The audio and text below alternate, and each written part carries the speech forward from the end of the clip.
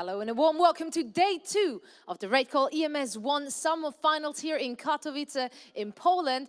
We are heading into many amazing games, hopefully not the same way as we had it yesterday. Yesterday everyone came through pretty convincingly with a 2-0 manner, so we very much hope for some closer games today. The first one we're going to show you is going to be mousesports going up against iNfernity, so that's definitely going to be an interesting one. But before we're going to head right into the action once more, I want to introduce everyone to our lovely casters. Of course, I'm talking about Toby One and Wagamama.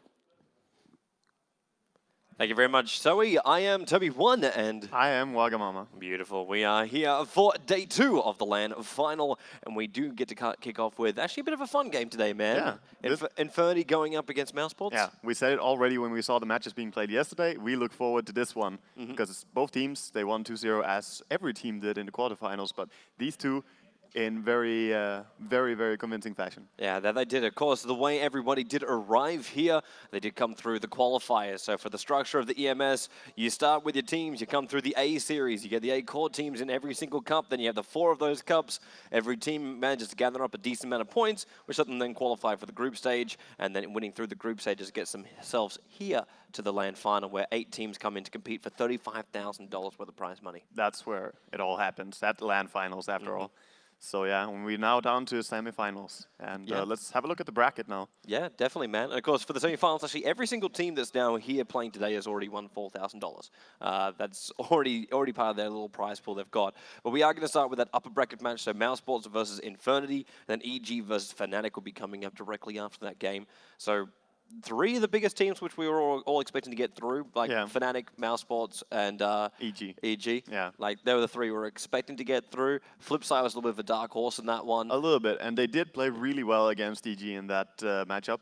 Yeah. But for this game, it's going to be iNfernity against Mouse. Yeah. And iNfernity, they also have a very different style of Dota. It's very interesting, and they did say they're going to bring something crazy, so let's see. Maybe James can get it out of the iNfernity boys right now, because we're over to you, James, with iNfernity. Thanks very much, guys. I'm standing here with Victor from Team iNfernity, and I wanted to ask you a few quick questions before you go into the game against Mouse. And firstly, a lot of people probably considered you guys the underdog against Mouse. Has there been anything you've done special to prepare for the match? We didn't prepare so much for mousesports, but we have some tactics and we will try to surprise them. And I think that we have a pretty good chance to win this match because last night we all was at the hotel drinking some beer, and Mouse guys can drink a lot.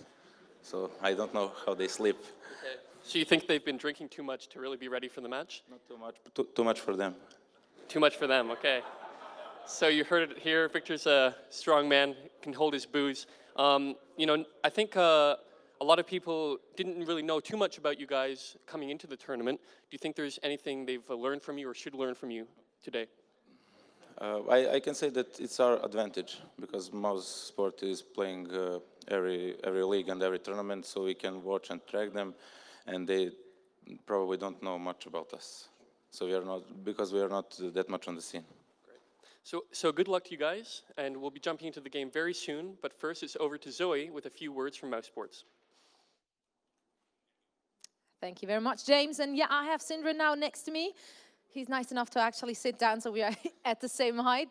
So you heard what he said. He thinks he has the special tactics, and also he watched you drinking some sparkling water yesterday in order to, you know, we're not on, can't talk about alcohol on stream. So what do you think is going to go in your favor then?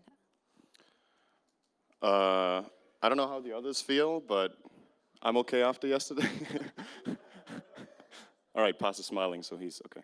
Yeah, but I don't know. I feel like the biggest threat to us is what Victor said, that they're going to do something really surprising that we're not prepared for. But I know generally the way they play and what they like to play around, so I think we're pretty prepared. And of course, it's always, being the favorite is always, you know, an extra burden because you have to win. So I just hope we don't disappoint. Right, so if we look at the 2 teams and the play styles of the 2 teams, you say you do know how they play and everything. What do you think is the biggest difference between the 2 play styles there? I think they play more chaotic than we do. we like to take structured fights and make structured movement that makes sense to the way we play. And it could be a problem for us if they do something strange where we can't really figure out what's going on, and then all of a sudden we've lost the fight. So we watched the games against Xkita yesterday, and those fights and those games were very strange. The fights were weird, and I just hope we don't get caught by surprise like they did. Right, we will see if the element of surprise is going to hit you guys or not. Either way, good luck to you guys, and of course also to iNfernity. So for all the action, we're going to head into the game, and for that we're going to toss it over to Toby1 and Wagamama. Thank you very much, Zoe. So we get to come back to our casting desk as we get in for the structure versus the insane. Yeah, it's a little bit like that. We saw iNfernity play yesterday, and there was pretty chaotic team fights, I would say. Yeah. I don't know if we can call it team fights, because it's just a big skirmish. It was basically everyone met in one big space, and then everyone decided to take a partner, go for a little bit of a dance, and they all went in different directions. North, south, east, or west, it just didn't matter. It was pretty crazy, and it's pretty much how iNfernity like to play, to have that chaotic team fight where there is no real, way to coordinate stuff, because it's just everywhere. Yeah. And let's see if they can bring that game. They will, of course, see the iNfernity players. Yeah, the crazy bunch, they fight like real men, and that means they fight by themselves. But then again, when they do combine them together, it can make for a very, very brutal team fight. So look forward to seeing what they can pull off. iNfernity, of course, they are here. They consider themselves the underdogs, but we know we're talking to them a couple of times before, and they do have themselves some secret things prepared. They were talking about one horrible strat that they were thinking about showing today, but they need to practice a little bit more. So we'll see if they want to pull that one out of the bag. Of course, though, it goes up against the structured lineup of mousesports. Of course, Cinderin, the logical captain, and he's there with the logical farmer, Black, and then Vader, the logical mid. They want everything to work like a well-oiled machinery. Just, the game is supposed to be the way it's supposed to be, basically. Yeah. And they don't want any weird stuff going on in their games. Definitely not at a LAN like this. Maybe at TI they will bring something, but here they just want to play stand-up games, and that's what they're looking for. This is also good practice for them. Like in TI, we know someone's going to be bringing in some crazy strat which you won't really be expecting, and you got to learn to adapt to that, and you got to learn to adapt to that in a LAN environment as well. It's not just enough like when you're online, like, oh, it's going to be a decent game, but who gives, like, it happens. Yeah, and so you deal with it and you try and be a little bit more creative. But when you're at the pressure of a LAN, especially a LAN winners bracket semi-final, like, you've got to really work hard to push yourself to get to that grand final, but you don't want to do it on just like a risky maneuver. Yeah. So. Yeah. And we headed into the draft, and we see, of course, first pick going the way of Mouse, and he bans out Enchantress along with Wisp. So kind of an interesting ban out here, banning out the Wisp, which you usually leave for the second one to ban out. This could be his way of saying, I want to remove any options for you guys to make it weird here by leaving the Wisp or doing anything like that. It might also just go against what he wants to play. Like, Wisp definitely, like, it puts you into a gameplay, like a certain game style that you must play. And some teams might find that a little bit more restrictive, or you don't want to do it. So you can turn the Wisp into this just buff your carry, but what if you want to have two roaming supporters? What if you want to have your Chen, and you want to have something else? If you want to do like the old Fnatic lineup with the Bane and Lina moving around, there's just no space for a Wisp in the lineup. Yeah, and removing Enchantress this early is definitely a sign that he doesn't want that chaos to come his way. And picking up the ever so popular hero, Visage. Yeah. He never seems to... well, I wouldn't say lose, but as we were discussing before, he never seems to disappoint, at least. Yeah, 6 wins and 1 loss. Oh, we get the tree. And Victor is not going to pass him up this time around. They're bringing the tree. We managed to survive through all but one game, I think, yesterday, where we got the tree. Yeah, I believe so. And I played some against iNfernity, and I might have an idea what they're doing this game, but anyway, it's going to be interesting. Obviously, you got to keep it a secret. The guys won't put their headsets on until... So far, I'm not going to say anything about this game, but we will see, and those games is not something that Mouse guys could possibly know about anyways. Mouse will just go with the normal stuff, like you get the Visage, the Timbersaw, also coming up very early here from Victor. But Cinderin won't really change his mind on this one. Like, it's okay, well, it's Timbersaw. He can still go with his standard lanes. There's no reason to think outside the box. Maybe be a little bit more concerned with like having more stable heroes as opposed to a little bit more like chance base. You could go down style hero. So you go with a Gyro, you go with a Visage. It's good damage output. It's good team fight controllers, and they've also like not revealed much. Like that could easily be your solo mid. We're seeing Fader do that. It can be Black been playing up on that top lane for him, and then Visage can rotate around anywhere too. It's probably Black gonna be playing it. I'm very surprised with this ban out coming out from Syndrome, banning out the Anti-Mage, as Anti-Mage is quite a good hero against the Timbersaw actually, and they might just be banning it because they don't want to let Booktop pick it. Well, if he's thinking what I'm actually starting to think right now, because obviously I don't know the insight that you currently have into this lineup, and you could explain it at the end of the draft. But it's actually kind of nice that I can talk about it this way. Of course, it's nice hearing. So if I look at this and see Timbersaw as well as Tree and Protector, and then I see a Gyro and a Visage up for mousesports, instantly I say, well, you got a Tree and Protector, you want to run someone on a long lane, it could be a solo Timbersaw. But at the same time, you could be looking at it from a different perspective, saying, well, Timbersaw's going to have some help up here. It could be a Tree and Protector coming up there to help him out, or we could be looking at different style lanes. Either way, Anti-Mage, he's actually capable of doing a solo kind of role, but then again, so is Lunar, and so is a whole lot of other heroes. So you're right, it's a little bit of a left-wing kind of ban here, but I can similarly understand the logic from Sid. A little bit, and also removing out the Queen of Pain, and of course we see Victor removing the Dogs as well as the Furians, or getting rid of some off-laners there for Syndrome. But I like the pickup of getting the Gyrocopter. It's a very good hero. I said that Anti-Mage is very good against Timbersaw, but Gyrocopter is also very good against the Tree and Protector, removing all those charges of his armor immediately. Can be very effective, and there we see a Tree and OD combination. This is just insanely strong laning. Whenever you run a Tree and an OD in the same lineup, controlling those lanes is... it's ridiculously hard to win that mid unless you do something like we saw yesterday, where you put a Lich along with anyone pretty much, then you should be winning against an OD. But to win against OD solo, or even as a dual lane when he has that Tree and armor, it's very hard, even with the nerfed armor. Yeah. How's Syndrome try and deal with this now? Like, he wants a good solo mid hero up against this OD. Does he try and go for something else? Like, the Lone Druid was banned out in the very early stages as well, so he doesn't have that as an option. Could be going into just picking up his second support so far, so that he has that one secured and not revealing too much. I prefer to see like a keeper that like there we go. There we go. There we go. It's standard mousesports, Connell Visage combination together. Yep. Lets you run an aggressive tri lane. They could leave Fader in the middle lane too. Actually, I wouldn't see there'll be a problem for him, but when the rotation can come from Coddle and Visage, they'll already open up a little bit more in the mid. But it's not a rotation to kill, it's a rotation to zone out. Yeah, those heroes don't want to really come in mid until they have some levels anyway. And if the enemy is pushing safe lane, then you want to send Coddle down there to defend and leave Visage pulling and get that level 6 up as soon as possible. So most likely mid is going to be to himself, unless they want to lane it a little bit differently, put a dual lane mid or do anything like that. Yeah. But right now, just waiting for the 4th pick coming out of iNfernity. Yeah, Mouse is open for their lanes, but they need to know what they're up against first, so you can actually get the best hero. Yeah, what they are lacking now, of course, is one more support and a carry. If you look at traditional picking, and that's what they should be adding now. Can we start seeing OD support? That could be a new one to add to the books. I think that one would be pretty bad, Toby. I would think so as well. But Victor is his pickup. So if this is a pocket strat, they're taking a very long time. Like, if this really is a pocket strat, they're taking a very long time to try and decide what they want here in the 4th pick.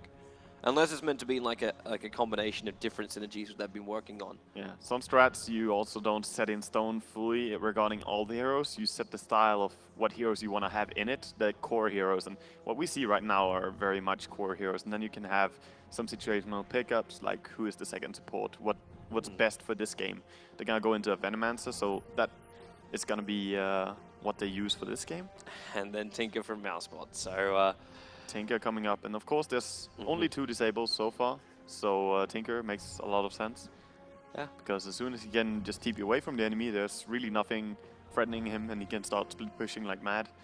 But he's also not a bad hero to have up against an OD. You get that laser off an OD in the middle lane, and you get the blind chance. So while OD can take you out of basically time and universe, Tinker's able to stop the OD from ensuring those last hits. Yeah, you can do that a little bit, but still, if Tinker goes mid against OD, he should be getting crushed there, unless he gets some help, because it is an int hero, and whenever you have an int hero against OD and you get put down, your damage lowers, your mana lowers, you have no option. And they see a dual lane. Maybe move Coddle in there. Yeah, so maybe. At least spam something. Yeah, that is a bonus though. When you put down your opponent, he goes down to very low int. If then Cordo is nearby and gives you a chakra, you go full mana, and when your int comes back, it's going to be full. Yeah. So that's a little bit of a trick. Same with bottle. Of course, you can abuse that when you get put down. Always bottle and magic stick during the lower int. But right now, for the last ban coming out of Infernity, and they want to remove something that is offlaning again, probably because they banned out two of them already. And Ooh. Bounty Hunter. Synderen, what was he feeling with the bristleback? Well, he's smelling something in there. You know, he knows there's something crazy coming out here, and he simply did not believe that he can handle the bristleback that well. Visage, of course, the birds take damage from the quill spray. It's a very nice way of killing them off, and apart from that, there's really nothing that's going to kill the birds on Infernity. So as long as they don't have, you know, he stole the gyro, it's very traditional. You see Visage being picked up, then you pick up the gyro as well on your own team. Yeah. So there's no real easy way to kill off those birds, and it's going to be Alchemist as the last pick. Not really that massively unusual apart from the Timbersaw throw in there. And that does kind of still beg the question, what laning are we trying to run here? Are we looking at an aggressive tri-lane with an Alchemist, Venno, and Treant together? Are they trying to run the Timbersaw Venno up there with the Treant Protector support, so we look at two dual lanes as well as a solo mid? We might see something like that. What I expect is that, or actually it's going to be a Beastmaster last pick, so off lane, it could be mid. It could be mid. Safe lane Tinker, man. Yeah, it should be. Which means they can run an aggressive tri-lane, or they could run a Coitver on the long lane with a Coddle as well as a Visage. That would also be very, very damaging to anybody on that lane. The options are pretty open in Mouse still, but it's going to be Fata playing on that Beastmaster, so he does like heading into mid, and Beastmaster is not all that bad against OD. Sure, you get put down, but still, if you use your access and your high damage in the early game, you can still last it decently on first wave. Let's get into it. Yeah, man. So running through the lineup, it looks like I'm right about the aggressive tri-lane here from mousesports.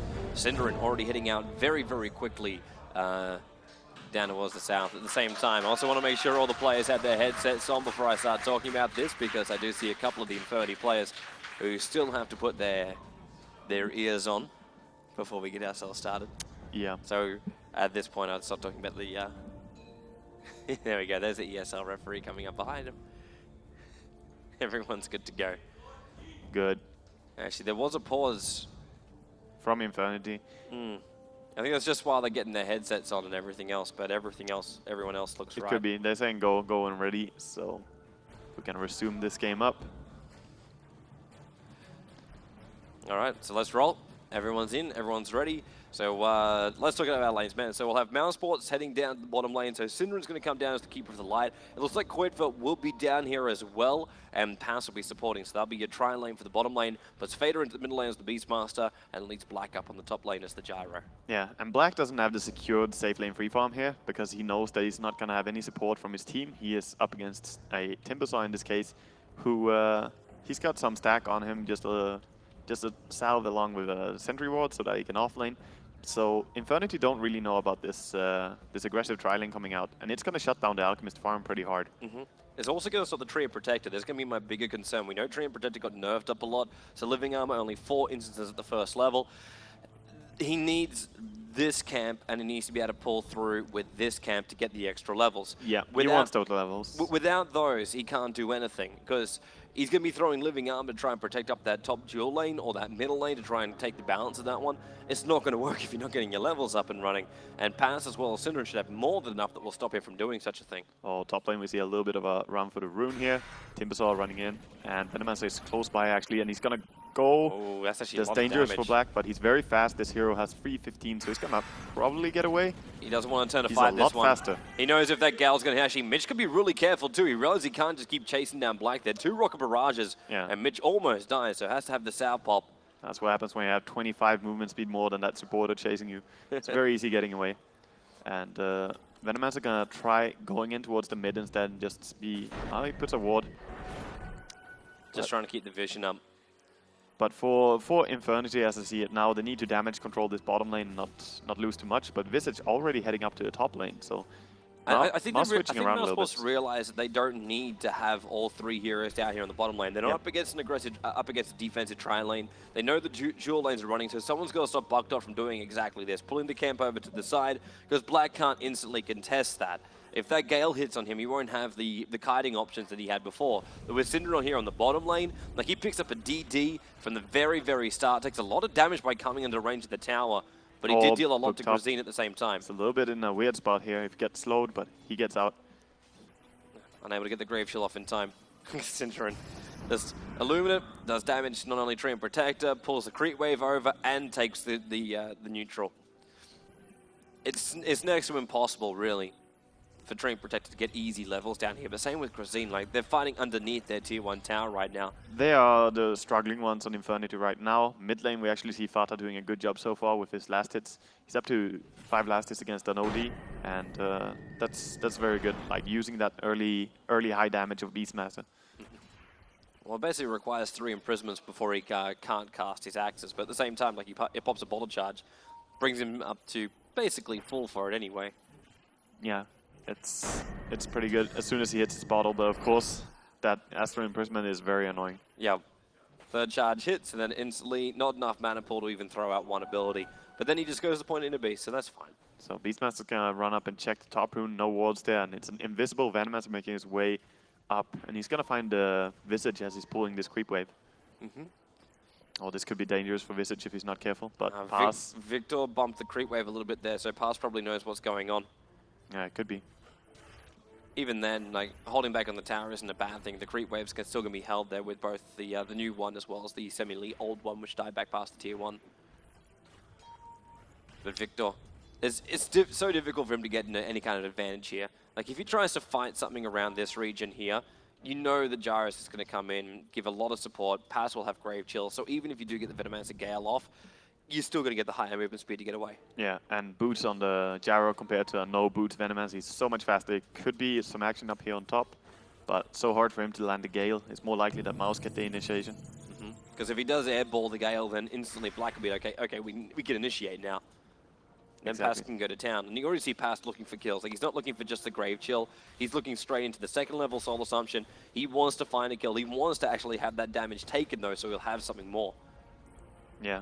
But both these teams playing very, like, I'm not quite sure about this from Inferno, because this is very structured Dota. This isn't Chaos Dota. This is... No, the laning phase is very, very normal. I would say, like, it's controlled. They're not running around with Venomancer relentlessly and trying to kill. But he doesn't have any boots, so doing that already would be very hard. Also on this bottom lane, Tinker is farming as much as the OD is. And of course Timber and Gyro drawing pretty evenly, but Alchemist is falling behind.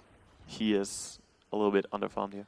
Yeah, he's 9-0, and he got 1 point in Grievel's Greed, so at least there's some extra cash coming in, but...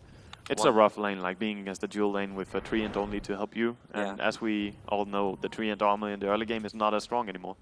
Yes, it's a very passive supporter. That's all it really is. And you want aggressive supporters up here on the top lane, and he can't land himself a Gale, and even if he does, it makes very little to no difference anyway. DD rune for Fada on bottom. That's very nice. And top. Gale, airballs, and then Black can turn around and just lets off the Rocket Barrage. Missed as much damage as he possibly could. Pass. Was thinking about rotating in, and actually now Black kind of got a little bit overconfident there. Overstays his welcome, but is able to back himself up to the tier 1 tower very quickly. Yeah, and he actually uses Salve from Pass there, and they're actually completely out of regen here on top lane. And it seems that so are Infernity. So no regen remaining, but the Treant armor is still there. Which means they got regen everywhere on the map they want to go. Yeah, exactly. The only issue is it's... Oh, actually, no, it's up to level 2 now, so it's not as bad. Yeah, it's actually more than twice as effective on level 2. As it blocks more instances, regens a lot more, and it blocks twice as much damage, so... Well, both teams... I know mousesports is playing a style they really enjoy. Gorgi running out of mana here on the mid lane. Not very lucky with his procs, even using the Tranquil Boot to try and get it. Just unable to get that mana back again from the Essence Aura. Yeah, he would need the Buckler as soon as possible. It's very good for just proccing that aura all the time. That's why Mecha is such a nice transition for OD. See if Gordon wants to give her a shot. Just can't get the proc again. Down to 0 mana now, and Fader says, finally. I know you got nothing left. I'm still walking around with DD, and with my inner beast, I can do a lot more damage to you. Yep. That's pretty much how it works now.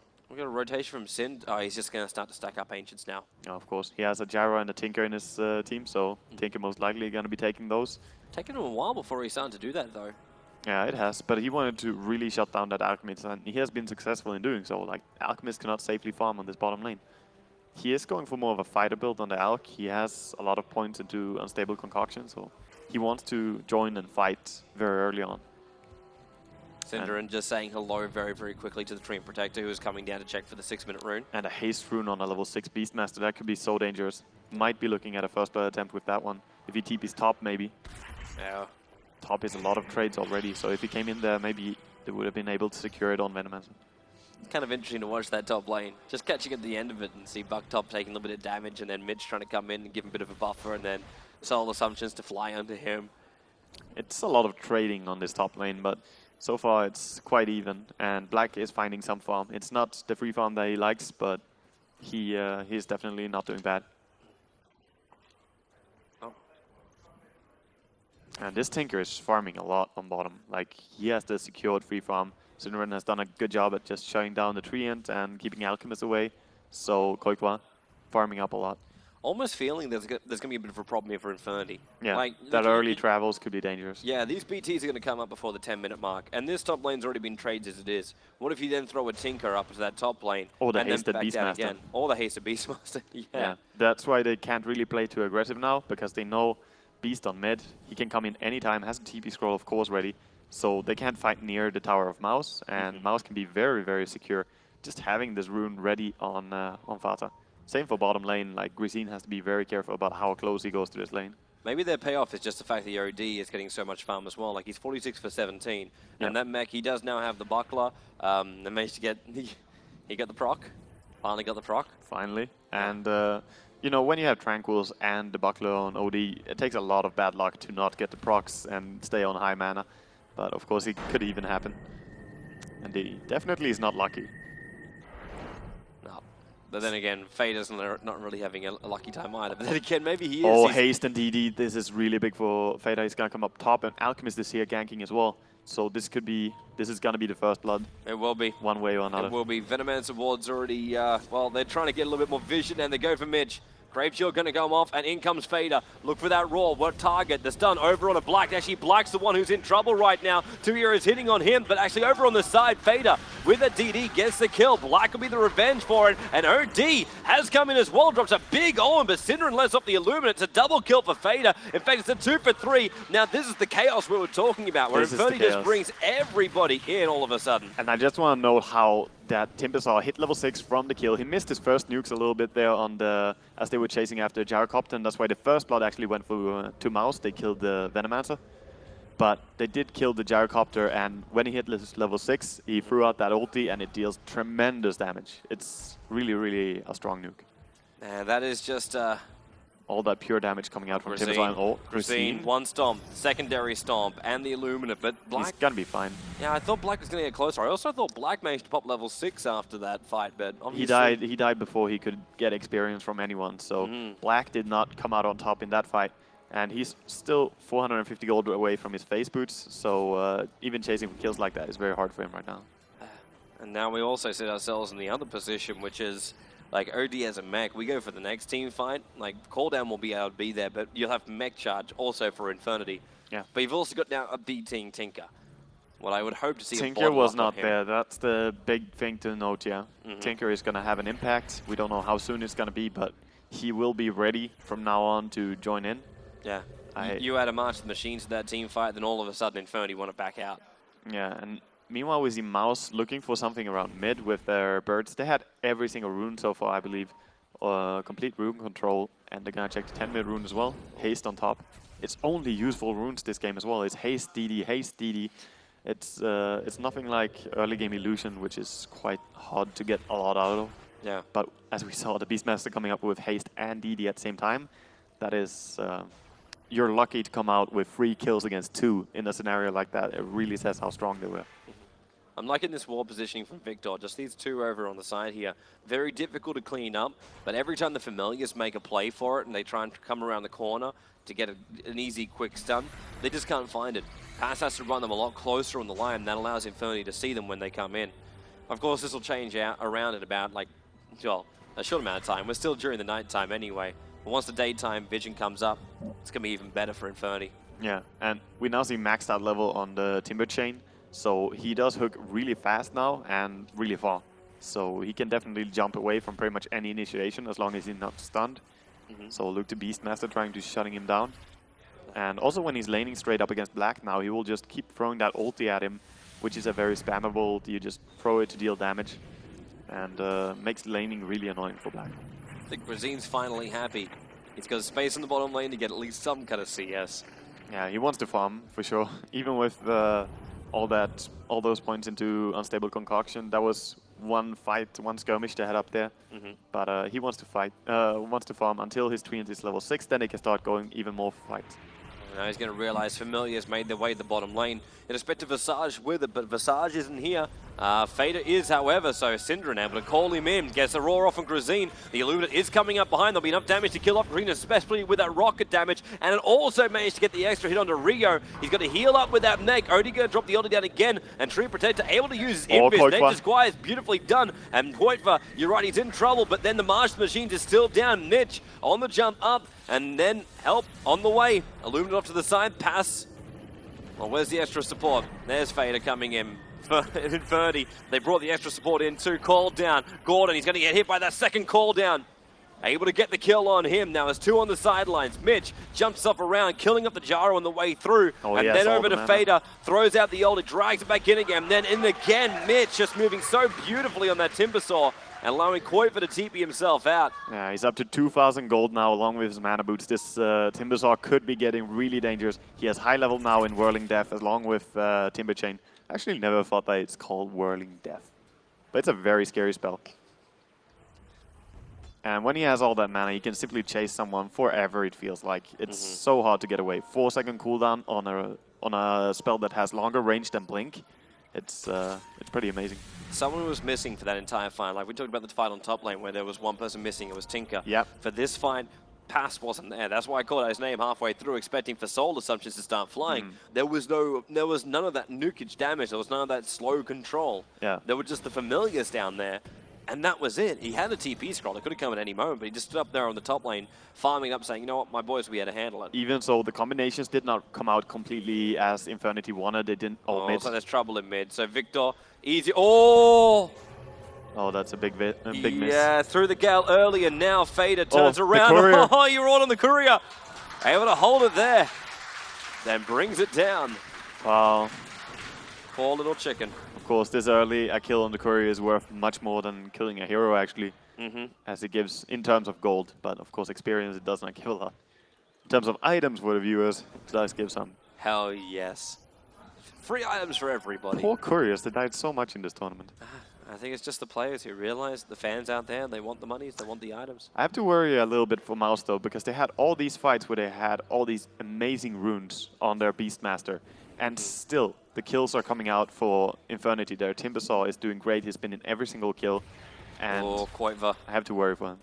On that bottom lane, he's Top lane rearming as and well. looking TP out. Is it going to be initiation? It's Black. Mitch trying to get on that one when Victor's got that DD rune, and Mitch just able to jump straight through him. They get the kill out, but now Pass makes his way. He's got a lot of points up into the Soul Assumptions, trying to do as much damage as he possibly can on Nish, but Mitch just turns around, destroys him. Fader's in here too, but they know there's no Raw. Leech's going to go. Koitva jumps in, instantly pops off Victor, and then moves over to Mitch before Fader's going to go down. But look at Mitch move. Double kill for him. Then the imprisonment up from Gordon. All he needs is basically one orb, maybe a couple more.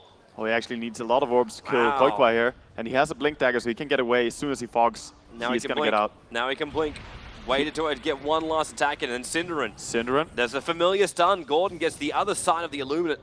He did have the living armor up on him as well, so he had the extra security. It seems that they will get out, so that was another really good trade train. 3 kills for 1 there in terms of iNfernity. And this Timbersaw is getting big now. Like, he's level 11, he is very farmed, and getting all these kills. It's been still every single kill. Yeah. So this hero, it was what I was expecting, because I know that they love this hero. And when they run a dual lane, they didn't really get that much with their aggressive dual lane at start.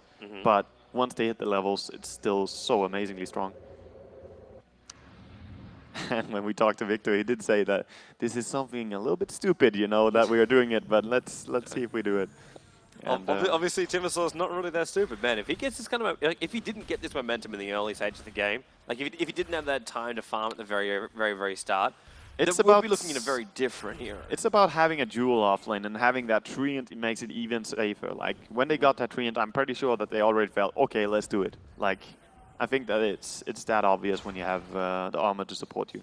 The only thing that's not going their way right now is the fact that Alchemist is still behind in farm.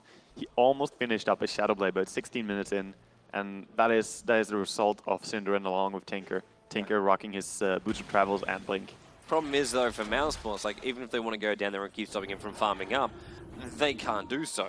Because if they want to do it, like, they've still got their tier 1 tower there, but they have to dive in a very long way, which means they must add a lot of commitment to that bottom lane. That means at least 2 heroes controlling up that Radiant jungle at almost all times. You can't just have Synderen down there by himself saying, I can spam an Illuminate, because then you'll just die. There's no other way around it. Very much. But, like, what does mousesports then want to do? Like, they want to rotate Fader and Synderen down there? No, they probably need to even throw Black down there with Synderen and keep that pressure and get rid of that tier 2 tower. So then it's iNfernity who fear coming out of their own jungle or out of their own base.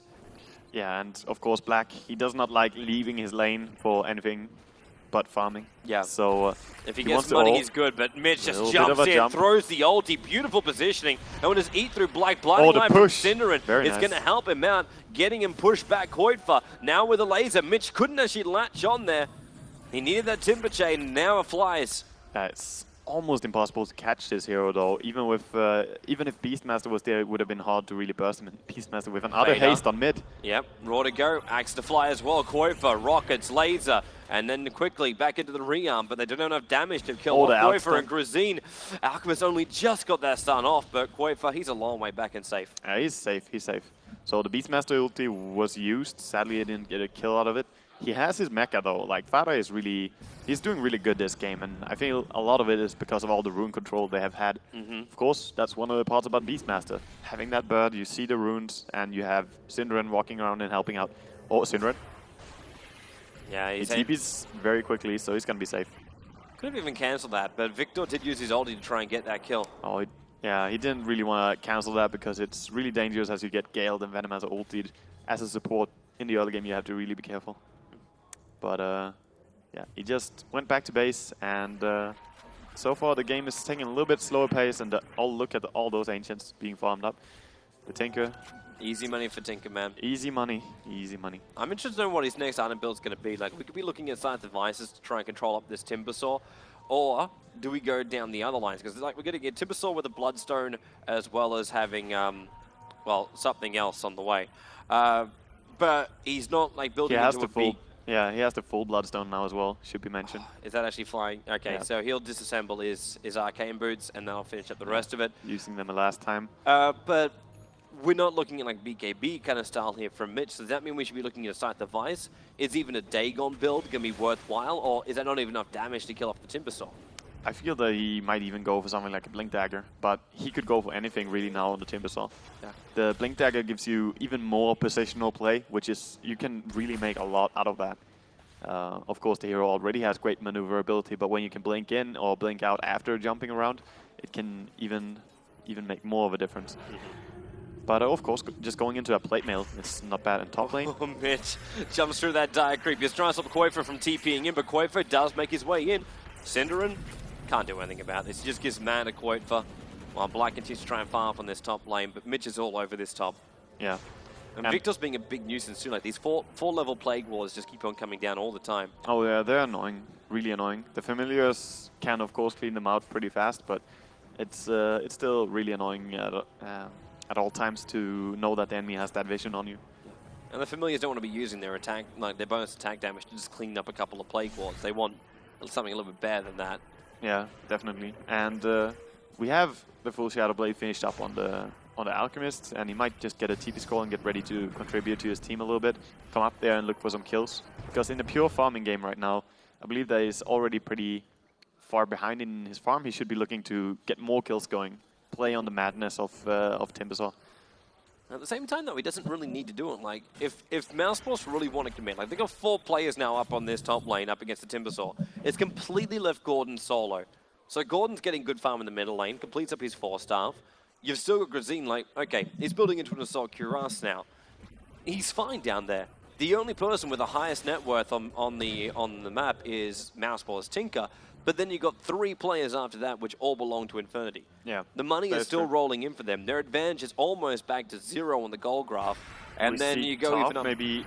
Yeah, he's thinking about it, raising his hand Farah for the Beastmaster ulti, but he realizes that they could not straight kill off the Timbersaw, especially not with the extra armor coming in from Treant.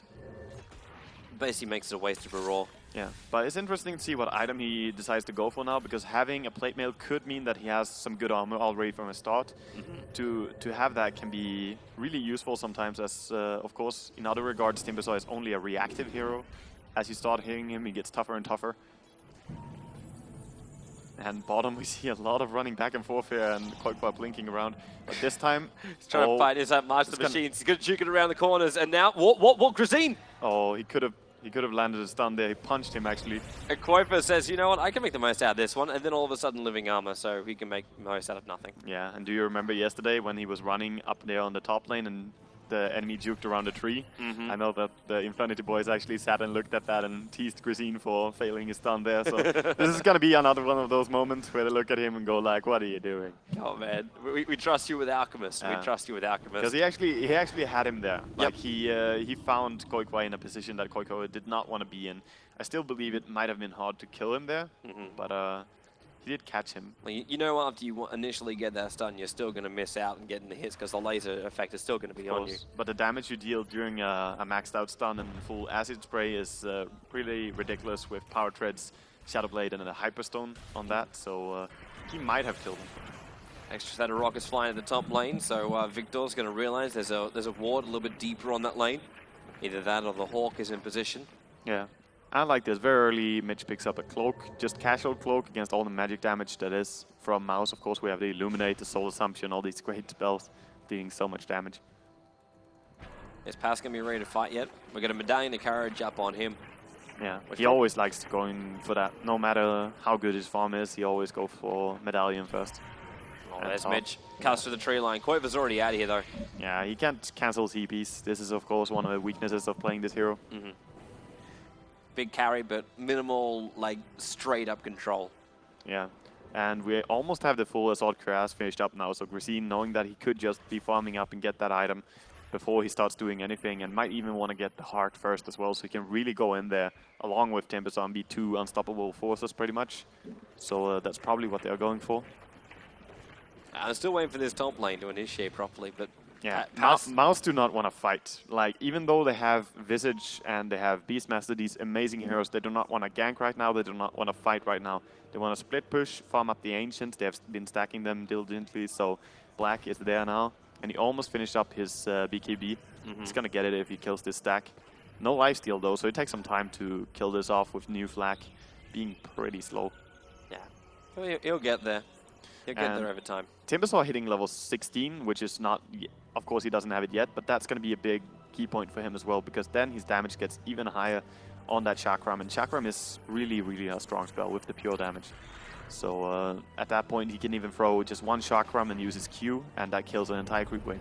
I wonder if it's even worth it for him to pick up BTs in this game.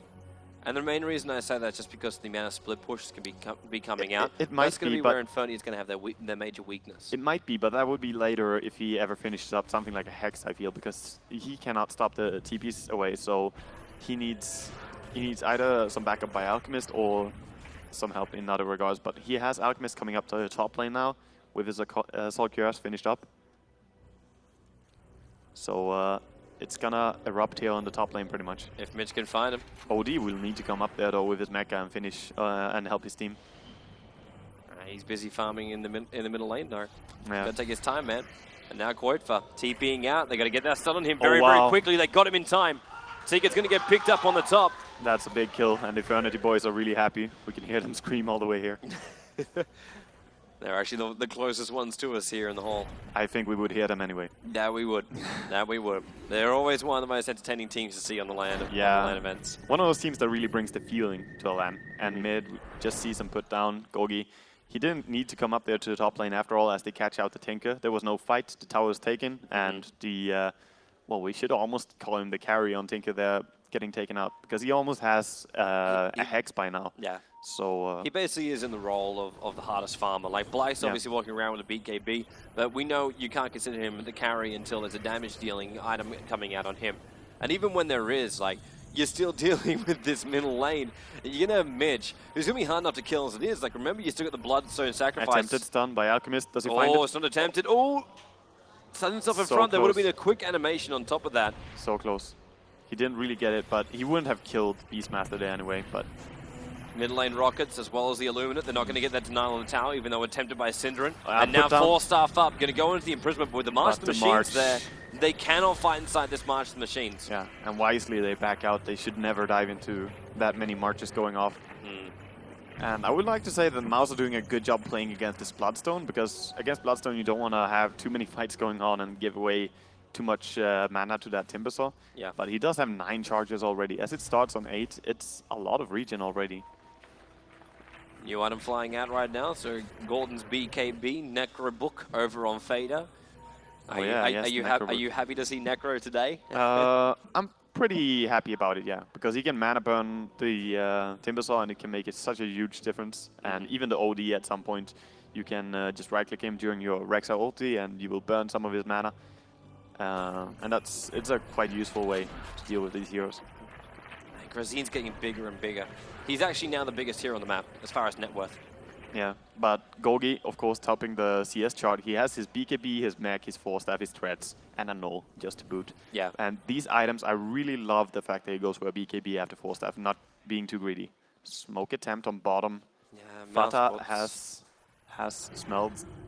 They're going to get that instant roar out in Gordon, and they're going to get it too. No BKB time for him. Familiar's going to chain off their stuns right. 1 and 2. 4 staffs away though. Make charge and BKB throws the ult, but minimal damage being done, and there's just pure physical damage to get through the rest of Gordon. Yeah. Tinker also coming in, blinks up and into Victor as well as Mitch. And the Familiars are on the run again. No actual stomps from them. Oh, this is still so there's dangerous gonna be for no extra Bush-Top. stumps, but yeah, they're looking for the extra damage onto him, but the Rockets, they did fly. But it's back over towards Grazine, who's smack bang in the middle of this fight. The cooldown slows him down for the Rocket Barrage time. Black already popped off his own BKB. Flat Cannon going as well. We'll clean up all the small stuff, which is around and Fader. Still no Raw, has Axes back up again. And Infernity, they're just so difficult to kill. They are difficult to kill, but that OD went down so fast, even in his BKB, because of the birds, because of the Necroms, because of the board. There's just so many damage sources. Just a pure right click is strong enough to bring him down. And they're all buffed up as well, like the Inner Beast was going to work during that too. Exactly, the attack speed goes up a lot. You wouldn't really come to think of it when you look at this lineup from mousesports. Alchemist They're looking physical. for Tinker top, I won't find him. Alchemist. Oh, he actually showed himself. Yeah, he's going to get stunned. He actually died the March of the Machines here if he's not careful. Koifa. Oh, it's he so doesn't close. have mana. Koifa doesn't have any mana. This is like watching 2 really sad players right now. They're so sad, and Grisine doesn't know. He doesn't know about it. Like, If he did, he'd throw like a toxic spray at him, but even that wouldn't be enough. Like, we're going to have the BT out from Tinker. oh, that's so sad. I bet Koifa was punching his keyboard there. Because it was like, he's standing there and he deserves to die, but he could not do anything. All you need is like that soul ring to come off cooldown, just like maybe 10 seconds earlier. Oh, that's a pretty hilarious moment. These two have had some little chases. We almost could make a video out of this with some Benny Hill music. And now, of course, finished up the Hex on Tinker. So not gonna have too much mana issues anymore, I believe. Yeah. Of course, you always manage to spam out your mana as a Tinker, but his regeneration is a lot higher. And bottom? Are they having a go? They're having a go at Fada. Fada's going to roar up, just holding Gordon out of here. Timbersaw, out to just jump himself up. Support's on the way. Rockets as well as lasers going to be available, but not using laser. Throws the March Machines, and Fader is back out to safety as well. And Timber's going for possibly a Shivas and possibly, yeah, he has full Shivas there. Full Shivas already, that's very early. So that bonus attack speed we have from Beastmaster plus 40, well, you can forget that. It's minus 40 now again, so it's down to flat 0 bonuses. As long as they are close to Beastmaster and Timbersaw. That's true, man. Notice too that, like, Tinker, he is the main guy that's really holding him off right Koifa now. is Like, playing there's beautiful. so many March of the Machine charges flying out, but the one person that's looking to kill him off has got to be Mitch, because it can't be OD. OD's attack onto the Tinker is very, like, ineffective. Of course, he wants to kill him off, but then again, he wants to have someone to follow up with a disable. He has a lot of people in his teams that could disable. There's the OD, there's the Treant, there's the, of course, Alchemist who has tried before. But he can't really kill him off without buying a Hex there. So Shivas, it's a great item. He has that starting armor now, which is really good. Of course, plus 15 from Shivas. And if he gets hit a lot, he will go up to plus 31 with his abilities combined. Grazine back up to that top lane. Living Armor bringing that tower back up slowly. Going to be back up like no, it was never even touched before. I would feel that Mouse are in a scary position if it wasn't for Koikwa playing so good on this Tinker. Just he's being everywhere. He farms the enemy Ancients, farms his own Ancients, farms every single lane all the time, and does not die much for it. He has died once this game. So his split push is just really good, and his presence on the map is really good. Yeah, he's buying perfect time and as well as space for Black to do his thing. Like Black's walking around with 3,500 gold up on himself right now, and this should be his Monkey King bar coming up at some point. For the second time in this tournament as well, we see a Venomancer with Necronomicon. I don't really like it at all. So I guess I don't like it. With this, I would almost prefer to see Force Staffs and other things like that. So you got a way to initiate yourself in, so you can get your ultimate off as opposed to just throwing Necro units out. Even an upgrade to boots, I feel like upgrading into Power Treads or Phase Boots and getting something else like a point booster and going into a later Aghanims. Going for anything else I feel is more useful because there is going to be a Gyrocopter with BKB and Flat Cannon, and he will kill off the Necroms very quick. And there's of course the March, and maybe he wants to deal the damage to the March of Tinker, but that's more of a gimmicky thing. And I don't feel there's anyone on Mouse that suffers too much from these Necrom level 1s.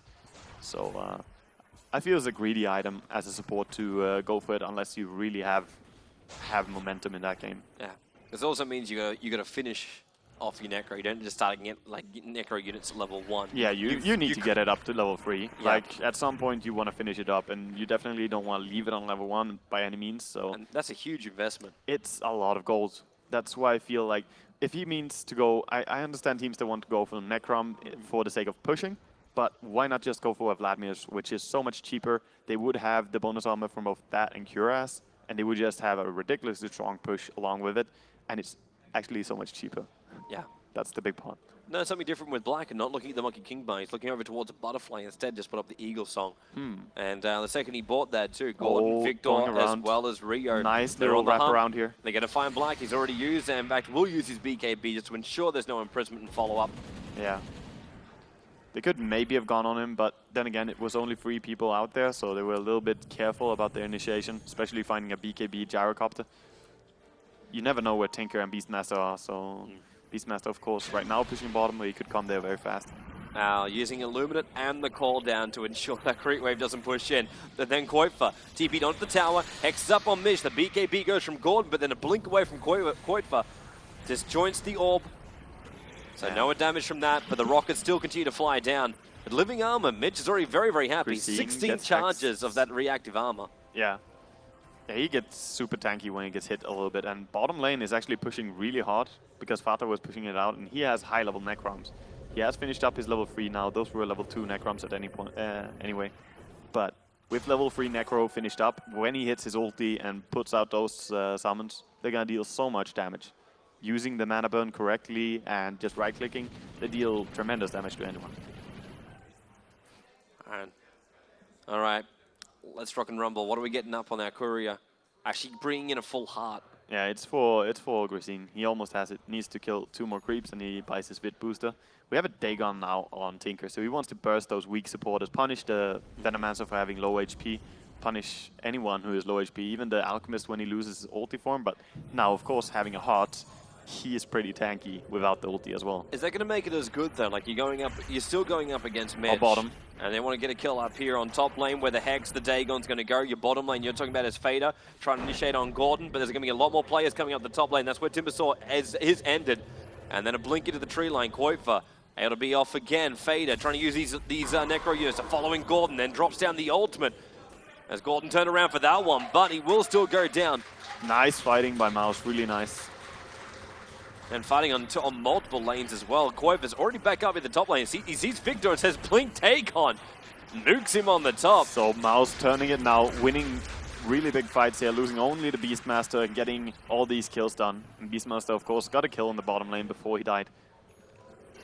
Steven goes down with the ship that gets the Dagon level 2. A full butterfly is now done up on black. Yeah, this is huge, taking these fights for Mouse.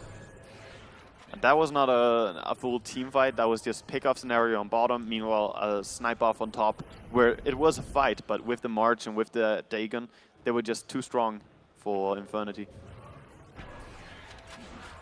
And Koifa, he just keeps pushing out every single offlane he can get.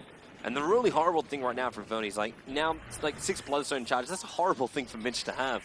Yeah, well, he he's still running doesn't low. have he still doesn't have too much of an issue with his mana, but he will if he keeps going lower. If he dies once more, then it's starting to get a little bit more useless. And yeah, I mean, this Tinker, the presence he has and how he plays it is very nice. I feel that he probably regrets going for Shivas now on Timbersaw and probably wishes he had a Hex, because then he could always just cut all the trees and immediately hex the Tinker and try and kill him. Yep. Which of course would not be hard, but yeah, Koifa just using the map as he can. And Grazine doesn't even care about Synderen here in the middle lane. Sands takes the Illuminate, walks back down again. He is getting to a point where mousesports aren't going to have enough DPS to kill him off. But this butterfly is great for Gyro, but it almost feels like Black needs to go an all-in kind of thing. And I'm talking like... the pick-off. Oh, did he manage to find the Tree Protector? Yeah. Nicely done. Oh, Hawk going to work.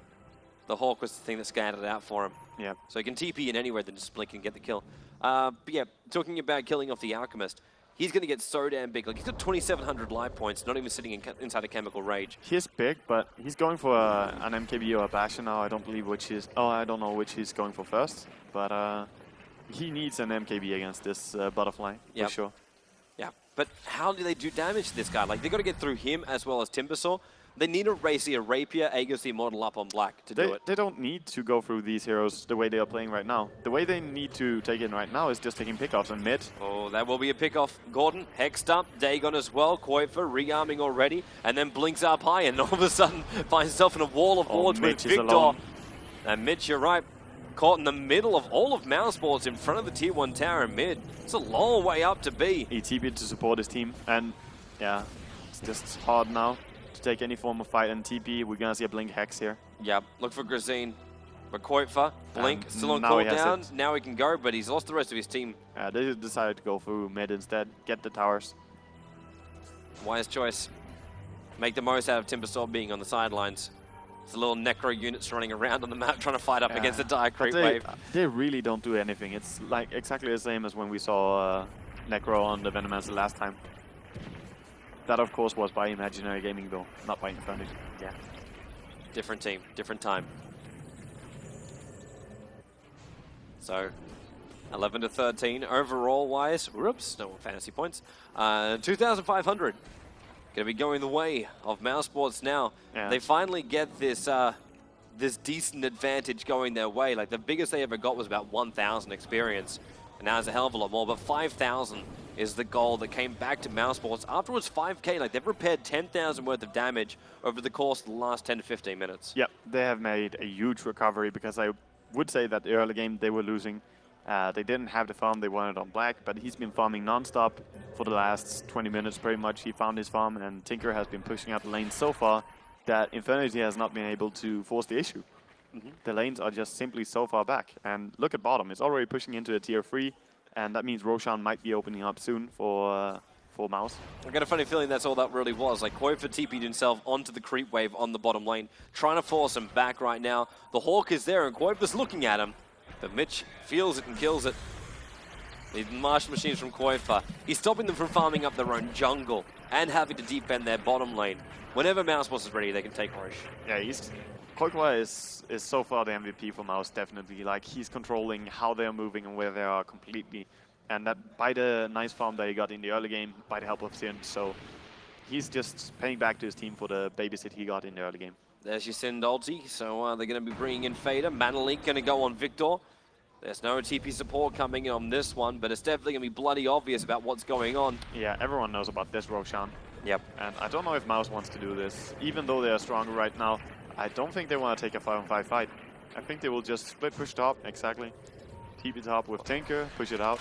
Yeah, they don't need to force a 5-on-5 fight. Like, Infernity's going to come in, they check Roshan and say, well, okay, we're still getting split push, and now they've got to fall back. So if they got to TP themselves back out again, then they've got to deal with that. Like, a tier 2 tower goes down the top lane, mousesports are still claiming the map control. mousesports is just waiting here. They're saying like, yeah, you guys have to back. You have no choice. Yep.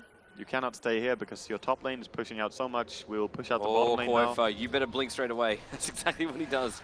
Yeah. Into the tree line, Grazine. He's trying again to go for this big ass stun, but he won't be able to find it. He'll have to save himself inside his own tree line. In a way, I would say that Koifa is very predictable in how he plays it because he blinks and he always will blink in, into a tree, but it's so hard to find them. So yeah, if he was predictable about which direction he would blink every single time, then exactly, he'd be fine. you know that he's gonna blink into a jungle, Mitch. but which way? Found him, and then on the run still, Mitch wants to stay on the back and then blink up to high side. He didn't get the damage up, jumps up to the Ancients, but then Rockets blink on the other side of the tree too, so we can't even see him. Yeah, he blinks so much. I mean, 4-second cooldown on the Timber Chain, but you have a 1-second rearm on Tinker, so technically he has a 1-second cooldown on his blink. Man, it's a beautiful thing to watch Koifa play. Like, ever since he really started coming onto the scene, I remember the first time I really noticed him was when he started playing Windrunners.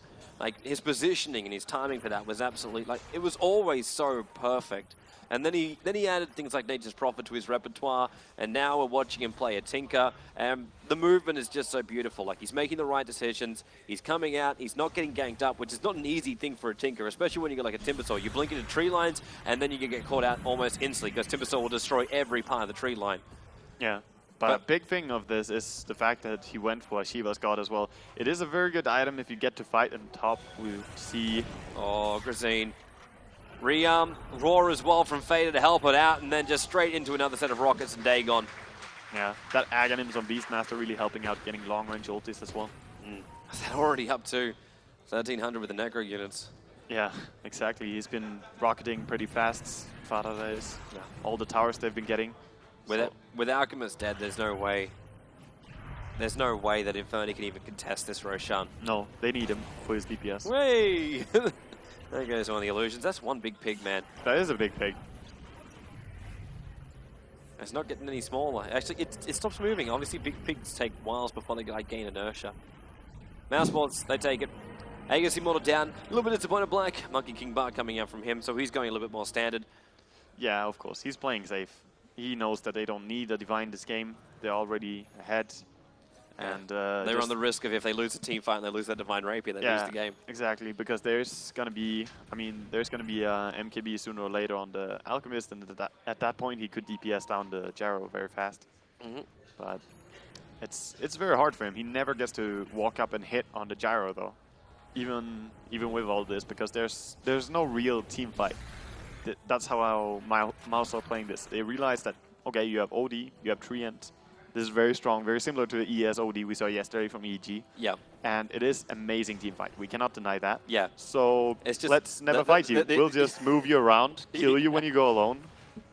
It's the 0-kill 16-minute, which is what you want to have happen. It's not 0 kills. It's just that they are picking them off, making them move around, and abusing any mistake they make. Like, as soon as they go alone, they will just say, okay, you are alone, you're dead. So this is pretty much like playing against a Wisp, but with lower cooldown. I would compare it to that, because the hacks of Tinker and how Beastmaster works, it's the same feeling. It's kind of crazy when you think about it. This is basically... we remember the old expression, which was Team Global. Yeah. So you got all these guys which can globally move everywhere across the map, and Tinker was one of those big guys. But with the Keeper of the Light, everyone becomes Team Global here. Yeah. And, I mean, Tinker is going for probably an E-Blade after his Dagon 5. Yep. So he's going to be nuking anyone down very fast. Like, Venomance will die one shot. E-Blade and Dagon, and he's dead. So he's going to be really scary. He has 3.8k gold, so really close to that. Might want to save the buyback gold, though, in case he gets picked off. So we'll see what he does with that. Kind of wishing he would sell off that Soul Ring. Black casually walking by the enemy on the mid lane because he knows, well, it takes you too long to kill me, and I have TP support. So it's like you gotta try and hit me through my evasion.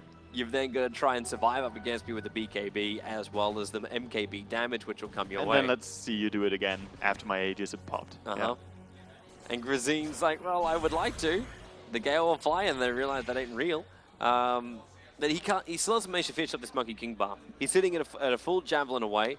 And that is because of this pressure, as I said. As soon as they go alone and show anyone, I mean, look at Treant on bottom. He wants to push out this lane, but he can't really. So he's more waiting for Tinker, trying to catch him out in case he blinks down here.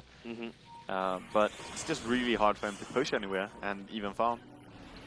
Nice thing for Timbersaw. Now picking up Blade Mail. Actually, I say it's a nice thing for Timbersaw. It's actually a horrible thing for the Tinker. Tinker's going to be careful during these team fights now. When Timbersaw's going to be diving, he'll pop that Blade Mail off, and that's going to reflect the damage not only to himself, but also like the rest of his teammates, which will be in the neighborhood. You're going to be careful about that kind of stuff. Yeah. You can find yourself just killing yourself very quickly. You got the Ghost Scepter up on Cinderin too. Ghost on Cinderin, Necro 2 finished up on Venoman, so he has it in the Chicken. Alchemist has NKB, so quite a few items here in the progression. Aghanims on Visage is also very big. Now, all items now come into play now. So bottom lane, mousesports. Hang on, wait. They're pushing him with one catapult. One catapult, and Fader says, screw that, man. I'm staying up on top lane. And Grazine, he wants him. He's coming in. Fader, gets pulled out the same time he was trying to initiate. Now it's Grazine that gets caught out of position. Gordon gets hit by Soul Assumption, Roars, as well as Illuminators. There's a lot of march machines.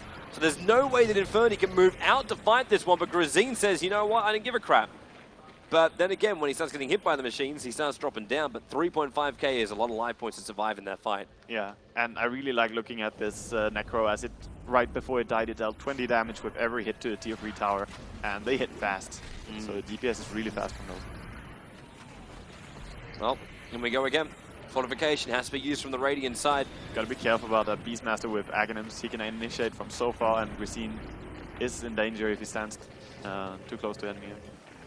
Infernity. At least they've got the upside where they can walk themselves back inside their own base, but they have their base so far, but they are about to lose it here if they don't make an amazing hold, I feel. Well, let's see if they can, man. Black getting caught out just a little bit by the ultimate of Mitch. Victor getting the welcome present for walking a little bit too close.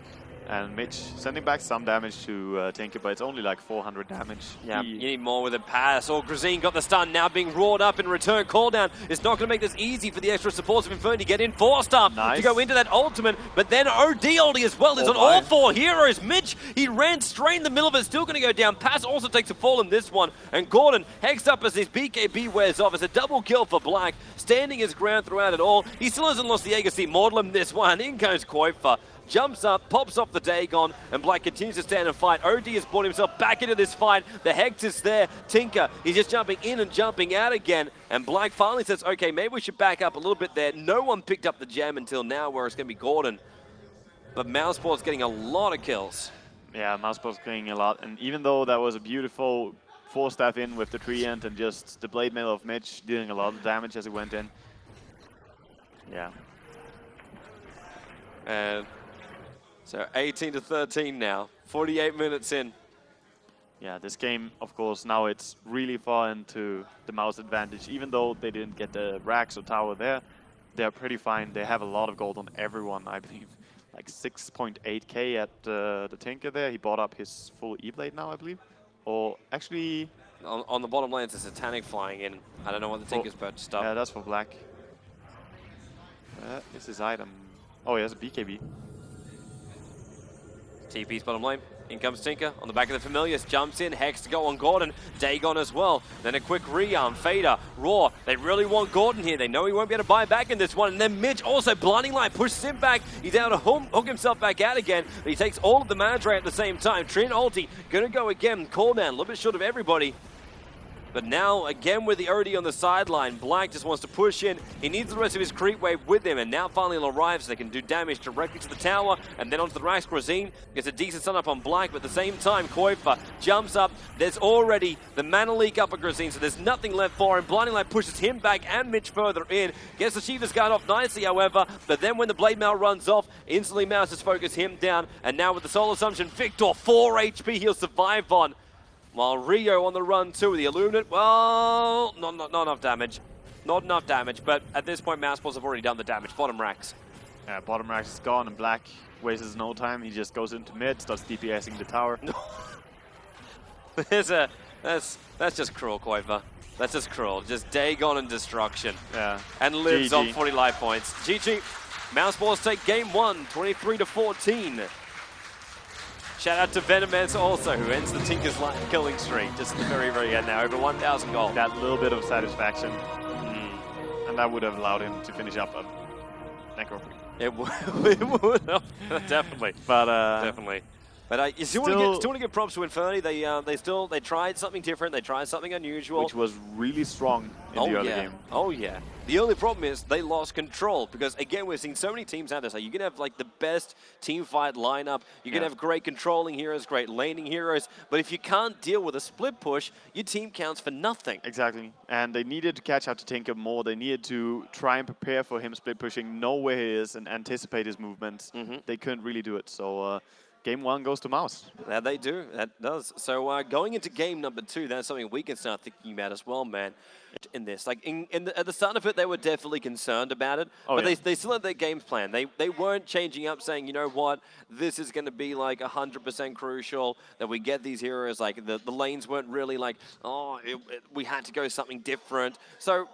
Expect the same stuff from mousesports again, in my mind. I believe that Mouse will pretty much be playing standard games throughout the tournament, as they said in the video. They have been doing it so far, but what we see from Infernity here is more the chaotic style, and it was so strong. I can almost not express it, because there was haste and DD at the same time at some point on the Beastmaster. There was always a good rune on him pretty much in every single fight, and still Infernity were the ones to come out on top in that early game. So if they did not have the Tinker doing this diligent job at just split pushing, they would find themselves in really hard fights. All right, so guys, we're going to have ourselves a short break here, and we'll jump over to the social corner with James. Thanks very much, guys. I just want to talk to you quickly about 2 of the great prizes you can win today from our friends at CM Storm. The first is the CM Storm Inferno, and the second, this great headset over here, is the CM Storm Zeros. The way to win them is really, really simple. All you have to do is head over to RaidCall.com. There's going to be a little URL that's going to pop up, and you'll see our page here called Support Your Team. And here you just log in with your RaidCall account, vote for your favorite team, and then later on in the day, we'll be picking one of the people who have voted and selecting them to win one of these great prizes. Also, keep sending in your artwork to facebook.com/RaidCallEMS1. We've already had a few great submissions, like the Soe Pudge one last night, and we'll be giving out a prize for that later. Also, if you got any thoughts, feedback, let us know at twitter.com/RaidCallEMS1. We'll be taking all that feedback and letting our casters and our players know. And if you have any other questions you want to ask our players after or during the games, check us out on the RaidCall channel 1997. We'll be back just in a few moments after the break with Game 2 of Mouse against Infernity.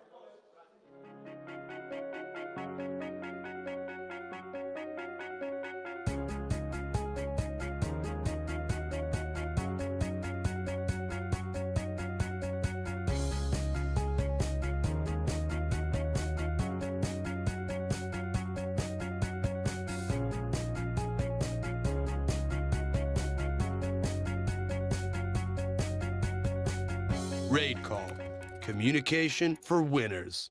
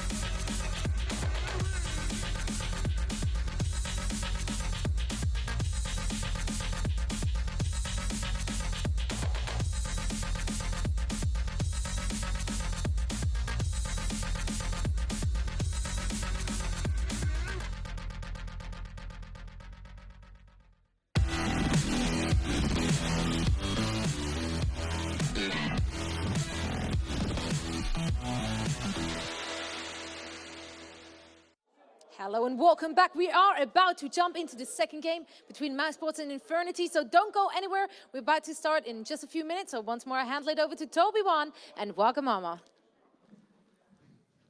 Thank you very much, Zoe. Yes, we do get to come back after a bit of a break. I know the players went out there to have a bit of a chat to the crowd. Black talking to all of his fans here in Poland. And that's a lot of fans. That's a lot of fans, that's right. Everyone does love Black. Yeah. So there's a couple of nice pictures out there, a bit of Sun 1 on the pictures as well. So yeah, the banners get to go out. But yeah, so had a bit of a break. Yeah. Had a bit of a break. Quick little break between the first game, so both teams talked a little bit between themselves, as we saw on the camera as well, and preparing for the second game. Yeah, I got to have a quick chat with Synderen as well. He didn't realize that they're actually that far behind in that last game.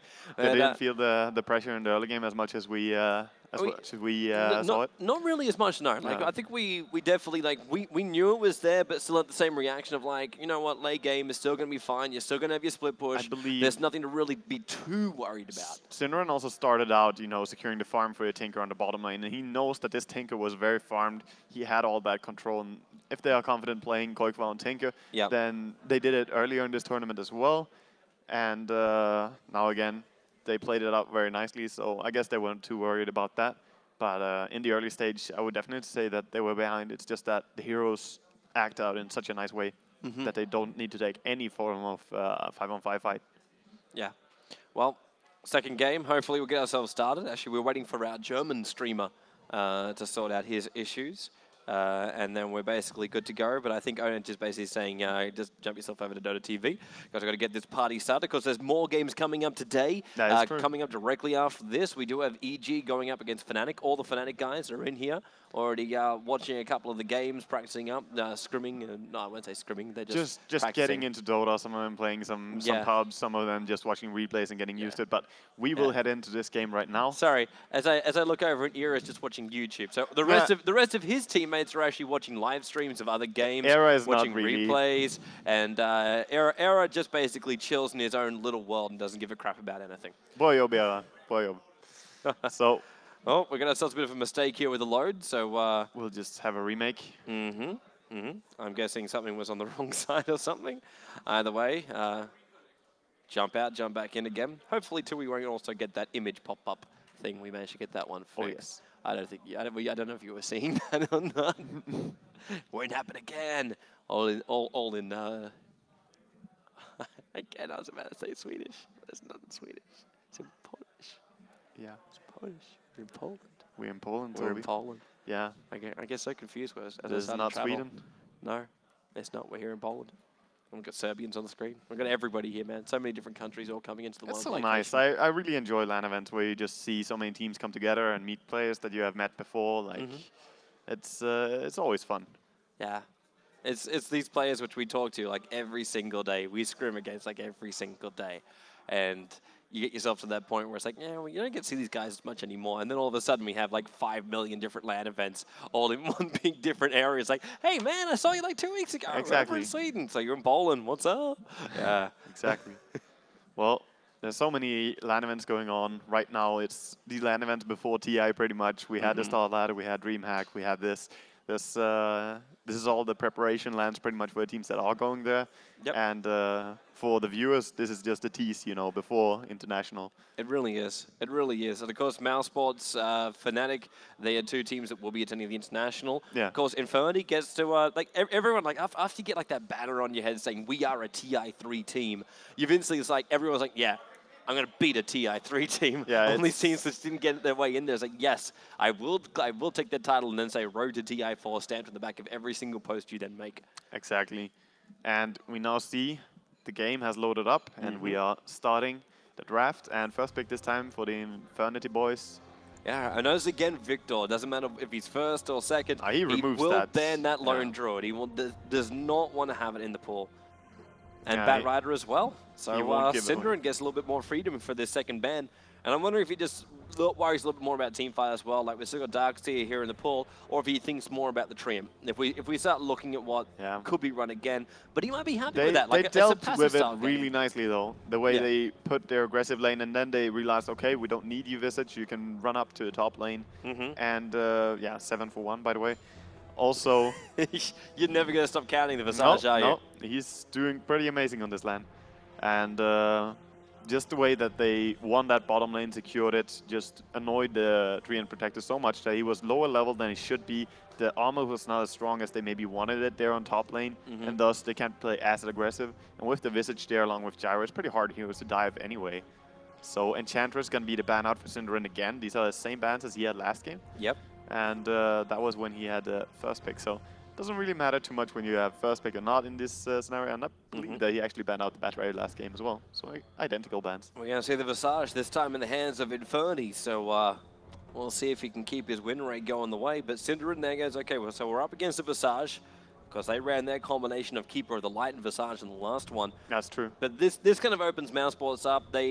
If they want to, they can pick up their core heroes. The Alchemist is available for them this time around as well. Yep. Not a bad hero to just pick up if you're just looking for something nice here in the early stages. And you can still go with the Keeper of the Light, but they might want to go for a little bit more control.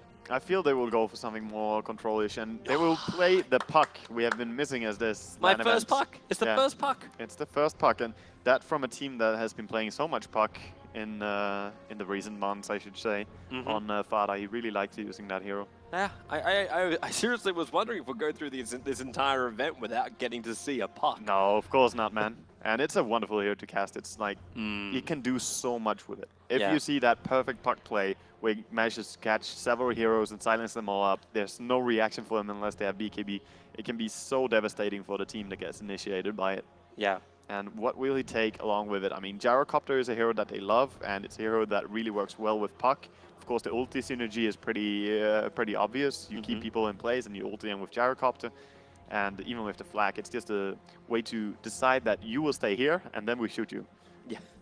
And they get a Nyx Assassin instead. So that's also a really strong supporter. This also gives combination possibility. So the Nyx Assassin comes up, man in black standing behind Synderen right there. He's like, well, so okay, so we got a Nyx Assassin. Can you get me like a Life Stealer? I'll have a PL. Where's the carry? I'll have like an Anti-Mage inside of that one too, Synd. He's like, yeah, Anti-Mage. Like, never have Anti-Mage, man. Nah. Yeah, I talked to Black before this series, and he was like, yeah, I want to play Anti-Mage. I'm like, yeah, sure you do. You're Black, you know, it's you always want to play it. He was trying to tell you, I was like, man, my Anti-Mage is great. Like, Anti-Mage up against anything. I'll go solo, man. I'll go solo. It'll be fine. Yeah, like, sure. It's like, my Anti-Mage is beautiful. He's really happy about it, so. Well, at least Synderen can be happy he gets the Nyx Assassin now for him. Yeah. Either that or we could see... Well, last time we saw him, Nyx Assassin, I believe he was focused so hard that he died every single team fight, but his team did pull out a win from that because he was the only one to die every time. He was the sacrificial lamb, man. Everybody has to carry the water bottles at some point. Yeah, it's the focus Synd when all else fails. So we'll see what iNfernity actually decide to go for here, eating in a little bit to their extra time. And of course, Visage is a great starter, but what do you want to accomplish? Like, what do you want to build with this? Yeah, like, do you want to just go a defensive kind of thing? And he falls for it. Black had his way. Synderen was like, okay, Black, I'll just give it to you. Here you go. Have your Anti-Mage and be happy. So, well, actually, that's not true. So That was actually not true. I was thinking about Mouse. This is iNfernity's pick. Yeah, that's iNfernity. It's a counter pick. Yeah. Oh, I was thinking completely wrong. I was thinking the Mouse would pick it up. Black doesn't get to have his way at all. Synderen, in fact, said, no, I'm taking Nyx before I pick an Anti-Mage. It's more about Victor saying that they will not play against it. And they actually play Anti-Mage a few times. They like having some real hot carry. They ran a lot of Alchemist yesterday. Alchemist in the last game as well, and now going to head into the Anti-Mage instead. Well, this for me now creates a situation. Does mousesports say, okay, well, you're going to run an Anti-Mage, probably going to ban out the two hardest like carries you can think of. So he takes out the Alchemist, so you can't just sit in your lane and have a great old time. Yeah. You could be looking at another hard carry, like a Faceless Void, for instance. Haven't seen him in a very long time. Or someone else that can try and just lock down and control up that Anti-Mage. You could still look to get a Life Stealer, but I'm wondering if it's going to be better for mousesports to get up there and to stick it to the man. So you have Nyx, you have You have a Keeper of the Light, you have or a Rubik up there as well, and then some other nice aggressive hero up in that top lane. Do you try and stick it to the anti-mage, or do you turn into this whole decision of, well, let's just farm and win? And That's with a what's happening. PL, could have done exactly that. A Coddle PL up against an anti-mage. We saw that yesterday, and maybe never see it ever again. Well, that's what we're seeing right now. Like, Victor is thinking, what can they pick that can actually just safe farm and win against our anti-mage? And there is, of course, the Alchemist who farms much faster. There's the PL who becomes much scarier, and we saw it yesterday. He did pull out the win against anti-mage in that scenario. I don't feel that was so much attributed to PL being stronger, though. More the ES, but in this game, banning out those two heroes, I feel that Void could be a good pickup. It works really well along with Puck, and it's really strong against anti-mage in terms of carry. And actually gonna ban out the TA, because when you have a Puck, you never want to play against TA mid. You never, ever want to do that. Yeah. His damage, like TA's damage, is ridiculously strong. Puck, of course, has decent damage for a mid. It's actually quite high. But animation-wise, there's no way you can last hit with ease on that lane. So a good ban out and pretty standard one. So he bans him out, and we get the Rubik. We get the Rubik pick up here for Cinderin. Doesn't look too aggressive right now. Like Nyx and Rubik, that's not two supporters that you look, oh, they will go down off lane and crush, you know? It's it's more that they will get some levels up, do the Nyx ganks, steal spells with Rubik. If he steals the Blink, he's pretty much immortal. And same as, you know, when you play against a Weaver, you can steal from him as well. There's many spells that you can steal with Rubik that makes you really hard to kill. Yep. But, of course, it's now Booktop's choice. Or Victor. We keep calling him both, but that's because he loves both. Does he? Yeah, he does. I actually never asked him that. So he was like, yeah, you I call him Booktop sometimes, and he doesn't care. So Okay. he's a very friendly guy. I throw the Australian emphasis. I was like, Bucktop. It's a Bucktop, not a Booktop. Yeah. Booktop. You sound so much more Swedish when you do that. You just added the European spice to it. Well, you need to have some Eastern European spice to it, but at any rate, I don't think he cares too much. Beautiful. All right. I wonder if iNfernity just want to steal the support lane that was run last time. Just pick up that Keeper of the Light. No one's ever going to come close. And actually take the Lifestealer here. That's pretty early Lifestealer pickup, so we know that they will run one of these heroes pretty much as a solo, unless they want to do some interesting dual laning. It's going to be an anti-mage solo, basically. They can always solo lane either of these heroes mid against Puck, because Puck does not punish. If you stack Regen on the anti-mage and give him Poleman's Shield, you can easily lane on mid. But what if you want to try and run, though, Lifestealer and Visage on that long lane? And you can still pick up the Keeper of the Light. So you got the double range, a lot of damage, and you got a Lifesteal that can come in close. And you got the Grave Chill and the Open Wound synergy again, which we saw yesterday. Of course, when you look at these kind of lineups, normally we will see an aggressive lane, because there are two heroes that will, you know, one of them has to be somewhere else than safe lane. Yep. And it's either mid or aggressively. So let's see what they're doing. And there's actually a Furion on the field. That makes it very open here for Anti-Mage, just getting that Poleman's Shield and laning against either the Furion or the Puck. Both are a pretty easy matchup, I feel, for Anti-Mage. A good Furion, of course, can harass pretty well against Anti-Mage, but he takes almost no damage from the treants. Yeah. So the major thing for a Prophet to win an anti-mage lane is if he can get the phase boost up nice and early. exactly, but that's a lot of last hits you have to get before you actually reach that point. But normally Koiva's quite capable of doing such a Yeah, thing. Like Koiva there's plays a it well. perfect timing for it, and that's like I mentioned in the match map one, game one of today's match. One of the bigger things which I saw him play after Windrunners was the Nature's Prophets, and it was beautiful to see. And we get Darkseer now up here from iNfernity. And this just throws us back into that middle lane now for one of these melee heroes. So, yeah. Kind of takes away the aggressive tri lane, throws a Darkseer, which is the long lane hero you're searching for. That's what it makes us think, yeah, exactly, yeah. Solo long lane Darkseer with one of the heroes going mid, either Lifesteal or Anti-Mage. Both have really good last hit, and we see Lich being banned out by Synderen, so he wants none of that. Because he was worried about dual lanes again. He was really worried about dual lanes, because dual lane Anti-Mage Lich mid or something like that is really hard to deal with.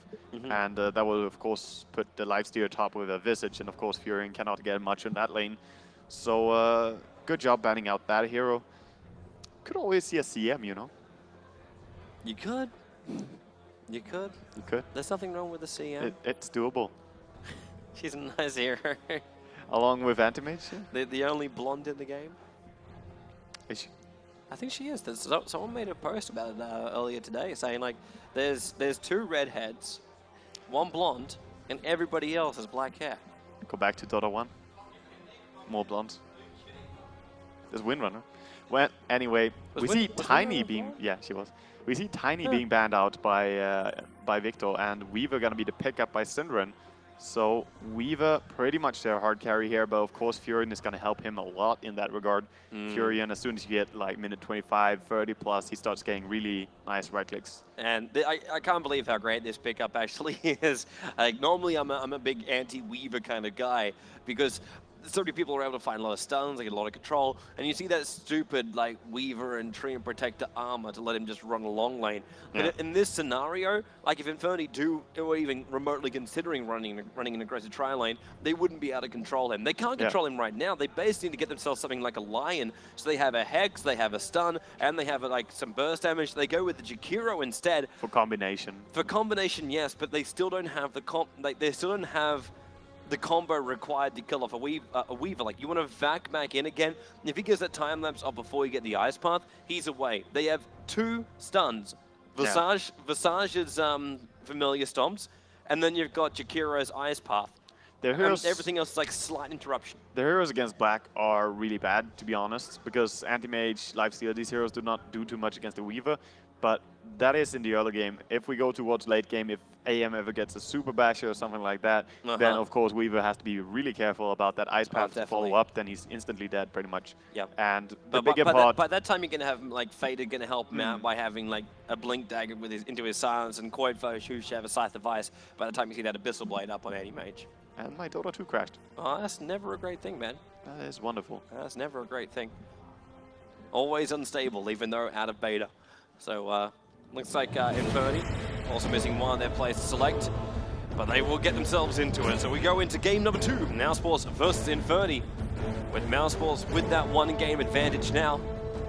After taking out the first game of our day, of course, it is day 2 of the LAN finals, and we will be rolling ourselves into the second semifinal directly after this one. But we started off mousesports versus Infernity.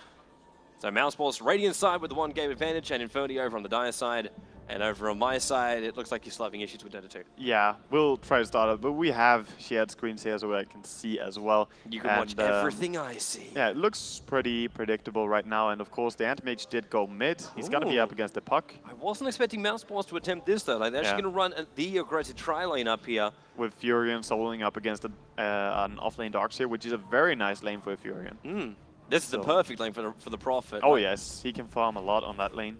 And these lanes look pretty good for Mouse, I would say, because on the aggressive lane, Lifesteal cannot do a lot against the Weaver. But the mid lane, they have to do something about that. So, like, Fader up against an Anti-Mage. Let's just run through it like we normally do. So, Anti-Mage will be played by Gordon in the middle lane. He'll be going up against Fader, the opposite mid solo. Mitch as the Darkseer on the bottom lane, up against Koitfa on the Nature's Prophet. That puts our top lane, Cinder and Support as the next assassin. Pass, or he can get a pick up and throw him up on the hill. No, he wants to drag him back down again. They'll be able to steal the regeneration rune. Cinder and got there at the right time to get the stun off. And Black on the other side of the Ice Path goes up high, and Shikuchi damage gets the first blood. Oh wow. That is a huge blow to this top lane. That is really, really big, and it seems to have connected back in, and that's a great start for this aggressive tri-lane by Mouse. And that is like the worst possible thing that could ever happen to your lane. Not only is Grazine like dead, but on top of that, he's not going to get the experience from the very, very start. And Bucktop already being pulled back in again. Cinderin, he does have this stun, but they're not willing to fight this one just yet. Blank, he's like, well, I want to make the most of my farm, but then Cinderin gets a double stun. It's too hard to resist. The Black, go back and farm, man. Go back and farm. Black is not sure about this because his supporters are trading so much, and he just wants to farm, wants to get that farm going. And bottom lane, we see Darkseid just hijacking the lane while Furion is farming on the tower, and he has, of course, no problem doing so at all. Create an army of trees and he's fine. Even look at Mitch's life. He is so low on life. He needs to kill off this creep wave so he can finally pop off the salve. But at the same time, he should be careful about doing that because Koifa, one quick TP in, and he can stop that, but he's too busy getting the experience in that bottom lane. Yeah, of course. The big thing is that mid, so far, it's pretty even, I would say, but Gogi being pretty aggressive, blinking in and pushing out Fada. So Fada going low on mana. As that cam gets blocked up again by mousesports. And was dewatered out by Infernity. And how's that mid? Is that 5-0 up against 5-4? Yeah, so the deny is definitely going the way of Gogi, but so far pretty even lane on the mid.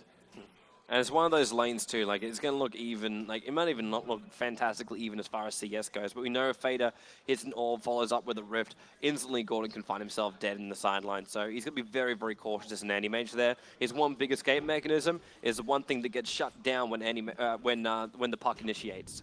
Yeah, we see the pull on top by iNfernity, and Steel attempted, and did he get it?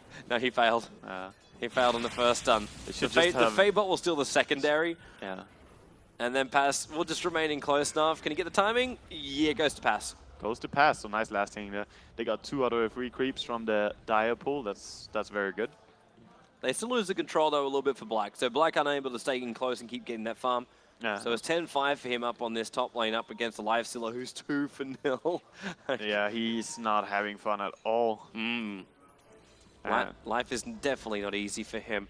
And Pass and Syndrome, they keep doing a great job. Like iNfernity, they don't want to go past this line here because they know the second they do, they find themselves in this like no man's land where the trees cleared off a little bit. It's really because Weaver can come in so quickly then. Yeah, they want to be careful about that. Double stun, gets both Rio as well as Bucktop. Rio going to get picked up, thrown down, gets the AoE stun then over to Bucktop. And Black doing a little bit of harassment damage there on a Rio. Then back over the creep wave, looking for some more and mousesports. They play the D-ward game again. Cinderin, well, he started off on the stun, thought that might actually back up Bucktop, but now Black, because Grazine also moves off the lane, wants to get involved again, and misses maybe 1 creep worth of experience there. Yeah, really not much. So I'm just watching bottom dogs here. Of course, higher level starts killing the enemy creep wave much faster. He can start to put pressure into the Tower of Furion. But right now he's going low on HP. He did not really catch the Furion by any means. Looks like Prophets too is also not having a great time as Darkseer. Obviously Darkseer gets 100% guarantee with that Iron Shell he can get off the last hits. Yeah, you sitting should at 29 for nil, where on this bottom lane you look at Koidva, who's just managed to cap the 20 mark. Yeah. You should really not miss anything when you're creep skipping, because the creeps never leave towards the creep wave, of course. And most of the time, too, you can try and pick up some extra ones. Like you can run Into that a creep jungle. up and then up into this little camp up here. Haven't seen him do that just yet. I don't know if he might have done it as Gordon as well as Fader. Trading staying a lot of low in the hits. middle lane. Yeah. Also, how long has it been since you've seen an anti-mage who runs a bottle? Yeah, it's been a while. It's been a while, to be honest. And he's gonna go maybe Fader. he has mana on Fader. Fader might have to orb Oh, this is himself away. dangerous. He's got to orb. He's got to orb. In fact, Gordon's actually the one who's going to be in trouble. Fader gets not only away, but he gets the kill, pops the salve, and comes down hopefully for a 4-minute room, but it ain't there. No, it's already taken as Mitch was in this. He's just trying to run. He's in a little bit of trouble here. The courier's flying in. Furion is coming. Furion is coming, so he has a Sprout ready. And he's gonna time it to... He doesn't even have to do it, just right clicks. So that's really, really big. Anti-Mage dying. Of course, it's a solo mid Anti-Mage, but he is the one with farm on their team compared to their 3 last hit Lifestealer. He is just shut down completely on top. Grazine just goes into the jungle. At least he's managed to find some levels of experience. That's okay. But no. Black realizing they're pulling over here, so he smells the farm and starts running out here. smells creep sign from a mile away. Yeah. It's like a shark. Notice the bottom lane too, Darkseer. Had to run all the way back to base, wasted a lot of time in that bottom lane. And Prophet in the meantime caught up. Prophet actually able to get a kill. It looks like they teamed up. Yeah, Weaver went in and found the kill on Jakiro along with the Furion ulti, of course. Just throwing it out. So, well, And Chicken. Ooh, so close. 6 HP on that little sucker too. Yeah, really, really dangerous. Such a danger zone, especially when Grazine picked up, thrown down, stunned up. You won't even have time for a rage. Black managed to get the Shikuchi damage off, and then Gemini attack flies straight into the Lifestealer. This aggressive lane is so strong by Mouse, but that's because iNfernity play really, really greedy here, and they're getting punished by Mouse. Mouse really had to... There's a lane we were saying during the drafting stage, like it's like you try and combine up a Rubik and a Nyx Assassin, like it's not a bad lane, but you needed to get an advantage early on. And when they got that kill on the Lifestealer early on, and now he became basically a 0 presence on that top lane, it's, This is why I feel that the new Lifestealer is... I don't really like it as much on tri-lanes. Of course, that is how you most normally run this hero. And Lifestealer and Visage, of course, they're not weak heroes on tri-lane, but when you have that short range of initiation, you can't catch the supporters off guard as easily. It just makes it very hard. And of course, Weaver, the one who is closest, he can always just run away. So I think it means that you got to change around your perspective of lifesteal. So you don't say, you know what, he can stand by himself and then just initiate in. You got to keep them together. But the problem that was had on the top lane was up here on this side of the line was your support heroes. And then over in the lane over here was lifesteal. So you basically had these two guys, which I'd almost consider to be jungle because of how far away from the lifesteal they were. The supports just weren't there synergizing on the top lane together. Also, I feel that, you know, they're chasing after Victor a little bit, but they can't really chase him. They go for Gordon instead. Fader. Silence didn't last long enough, so Gordon was able to blink himself away to safety. Yeah, I also feel that that first blood that they got on the lifesteal there, it's so big. Like, getting a first blood to your carry against their carry, that's amazing start, you know. Getting Basilius straight off the bat and 200 gold after it for Black just makes laning so much easier. Yeah. And not even mentioning the time that it takes for lifesteal to just run back to the lane. And Quofa, look how fat he is on this bottom lane. 45 for 3. He's got his phase boost up and running already, and he's about to finish up a Handamitis. So Mitch on his way in with his Iron Shell. The creeps are right behind with the tree, but instantly you see, like, this is the phase boot harassment. He's only got himself a stout shield. You can't stand close as a Dark Seer. The stout shield doesn't help as much, and here we see the hero come in. Ice Path, wonderful play by Quofa. Runs up, TP's out, realizes no extra, or there is, there's a back. Can he get out in time? No, he can't. The level 1 vacuum. It's enough. Actually, he ended up going 2 points up in that now. Yeah, he skilled it, of course, afterwards, but having 2 points in Surge is definitely enough to get away from most dangers. Puck moving down to bottom. Maybe with the respawn of Fury, and he could look for something, but he's probably just going to head back to mid. He has an anti-mage to take care of after all, and he's been doing so quite well. He has the same last hits. A little bit of fun. Grazine opens up on Syndra, but now Grazine already using his rage. But Syndra's still been slowed up for a little bit too long there, so he couldn't chase fast enough to get the stun and open up an opportunity for Black, who has his time lapse, so he's looking to be insanely aggressive. Yeah, definitely. While Pass also. Should probably keep our eyes very, very close on the supporter levels, because I'm seeing 4s up on mousesports and supports, but only 3s up on Infernity. All the supporters are pretty low level this game, as Infernity's pulling didn't really work, and the experience that Mouse has been getting is basically half of it from, you know, stealing pulls. Yep. Bottom, we see a little bit of a run in by Mitch again, and Lifesteal is coming in here actually. Yeah, he wants to have a crack at Quoitfa. He's got to get past his own creep though, so running back in the corner, Quoitfa throws out the Ultimate, double TP's now coming in. Quoitfa puts up the Sprout, back will cancel his way out of here, but in comes Fader, got the Orb kill already, so killed off, and Grazine picked up, throwing down, Pass throws him a little bit closer towards his teammates, was looking for the extra stun. They do kill off Victor at the same time, so it becomes a 1-for-3 trade. And top tower is almost gone down. This is the tier 2 I'm talking about, not tier 1. And that's a lot of damage to their map control. Black with all the free time in the world just to keep attacking and attacking. And that's not something you ever want to have happen, like when Black gets this time to just stand on the lane and start getting his gold going. And then Infernity had to rotate up the top lane to help him out, while Syndra picks up level 5 and trying to get closer to level 6. Quova's actually left the bottom lane now.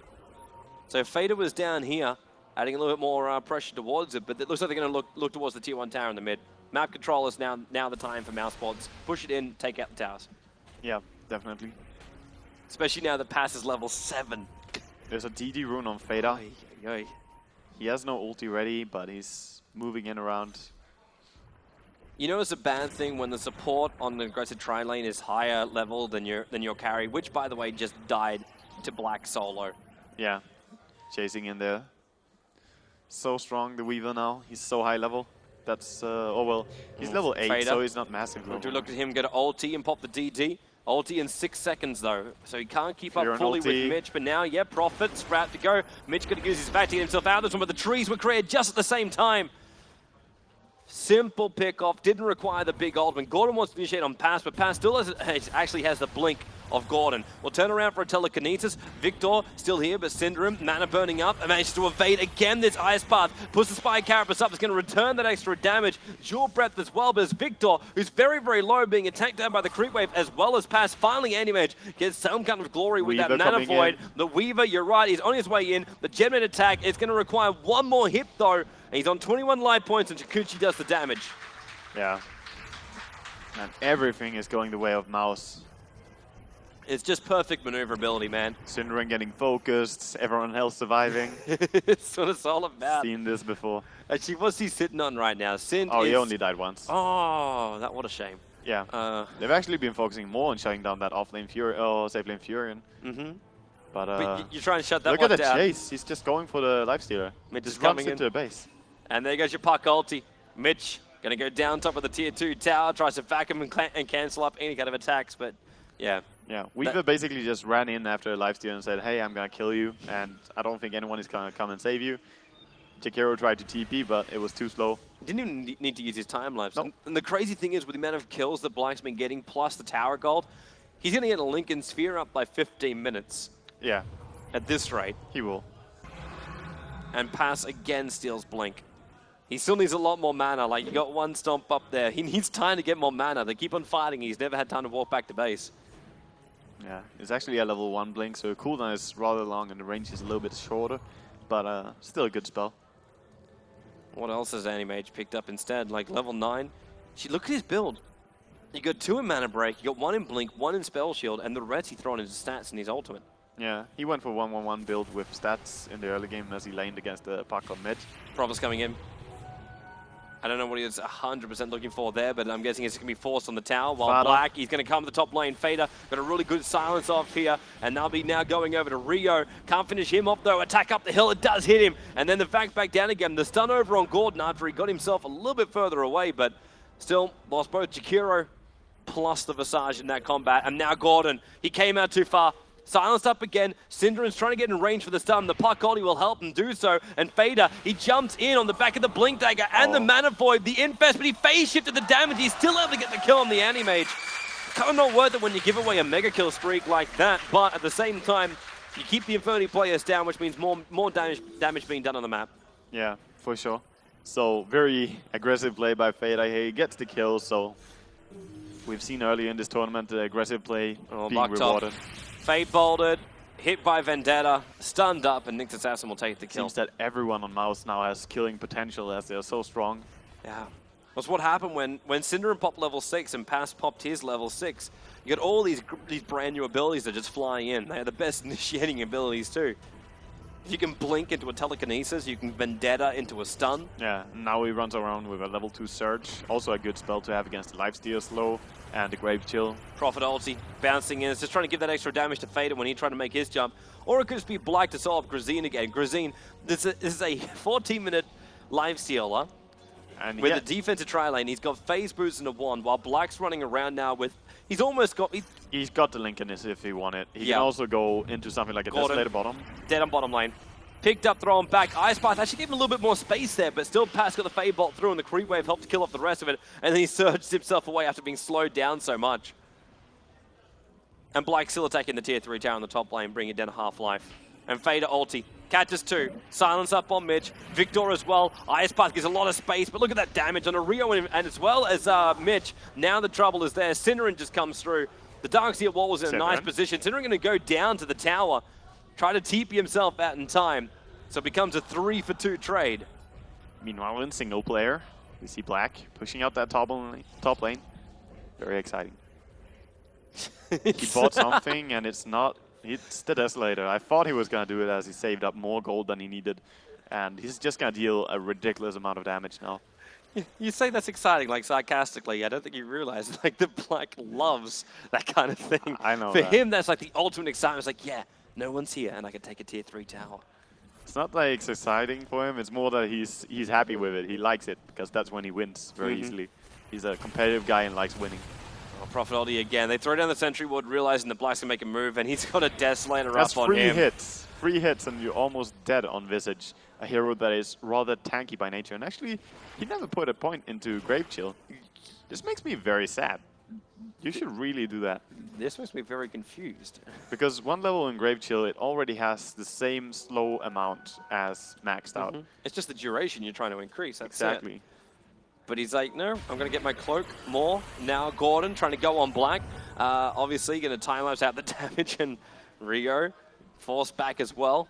Yeah, doesn't even time-lapse there. Just stands there and says, yeah, I had Perseverance. I don't care. More and more getting out of control. And meanwhile, I mean, Syndra and Koikwa just killing off Roshan. Bit by bit, man. Yeah, bit by bit, realizing he has to take care of the bottom lane, top. Pushing out like a fraction too far. Yeah, there goes the anti-mage. Weaver and Black teaming up together, and that's also now going to be the Dagon up for Puck. Of course, Desolator is also a nice item. If they ever leave you alone and you push on a tower, you have that Desolator going, it leaves a lot of minus armor to the tower. Wondering if Syndran realizes that that sentry ward was there after the little play that happened before. I'm guessing it was never really communicated. But he runs the top lane, double stun line. It was almost perfect for him. Black attacking uphill, which isn't great for Syndra, but when he puts Spy Carapace up, there's a little bit more space. But Grazine just goes straight through it with a rage. But they did lose Nyx Assassin for the Darkseer. Furion. He's going, and he gets scouted with Sentry. Keep running with the Shadow Blade, man. They can't see him. He's in a position where he can't be spotted. But with the familiar stuns, they're still guessing. He wants to get out through the top. Sprout, they can't see inside, going to TP out of safety. They can't. They cut through him in the Anti-Mage. Got the Mana Void off. Koifa getting a little bit too overconfident with his movement. Same with Black. And it was actually just a Tango that ate that. There's no Killing Blade on the Anti-Mage, so he had to wait for a Visage to come up and cut the tree for him, and then he could ulti. With level 1 on Blink, he could not blink inside there, because I was thinking, why is he not blinking in? But he's still level 10, and going for this build, he doesn't have high level yet. See Gordon trying to get a little bit more confident with himself too, and managing to... Oh, we actually just lost Gordon. Gordon just DC'd out, so a quick pause of the game. Yeah. He was like, okay, we just killed Prophet inside our base. Now it's time to win. Yeah. So he runs out and tries to get just a little bit outside of his base. Prophet TP's back, takes a huge amount of damage once the Desolator's up, and just starts like losing life points, having to use bottles to survive, and run straight back in again. They realize inside their base, they've still got power. They've still got tier 3 towers. Outside their base, they're free gold. Yeah, pretty much. With the Nyx, with the Fury, and with the Puck, there's just no way they can leave this this base. And there's a Dagon 1 on the Puck as well, so he is rather strong at finishing off enemies. And I mean, still, the pressure has been added to his top lane for such a long time that it's down to a 1/4 of its HP now. And it's just going down slowly but surely. All right, so I'm not 100% sure of the issue that's coming off right now. By the way, guys, you could see us in the corner there. I didn't realize, like, oh, hi.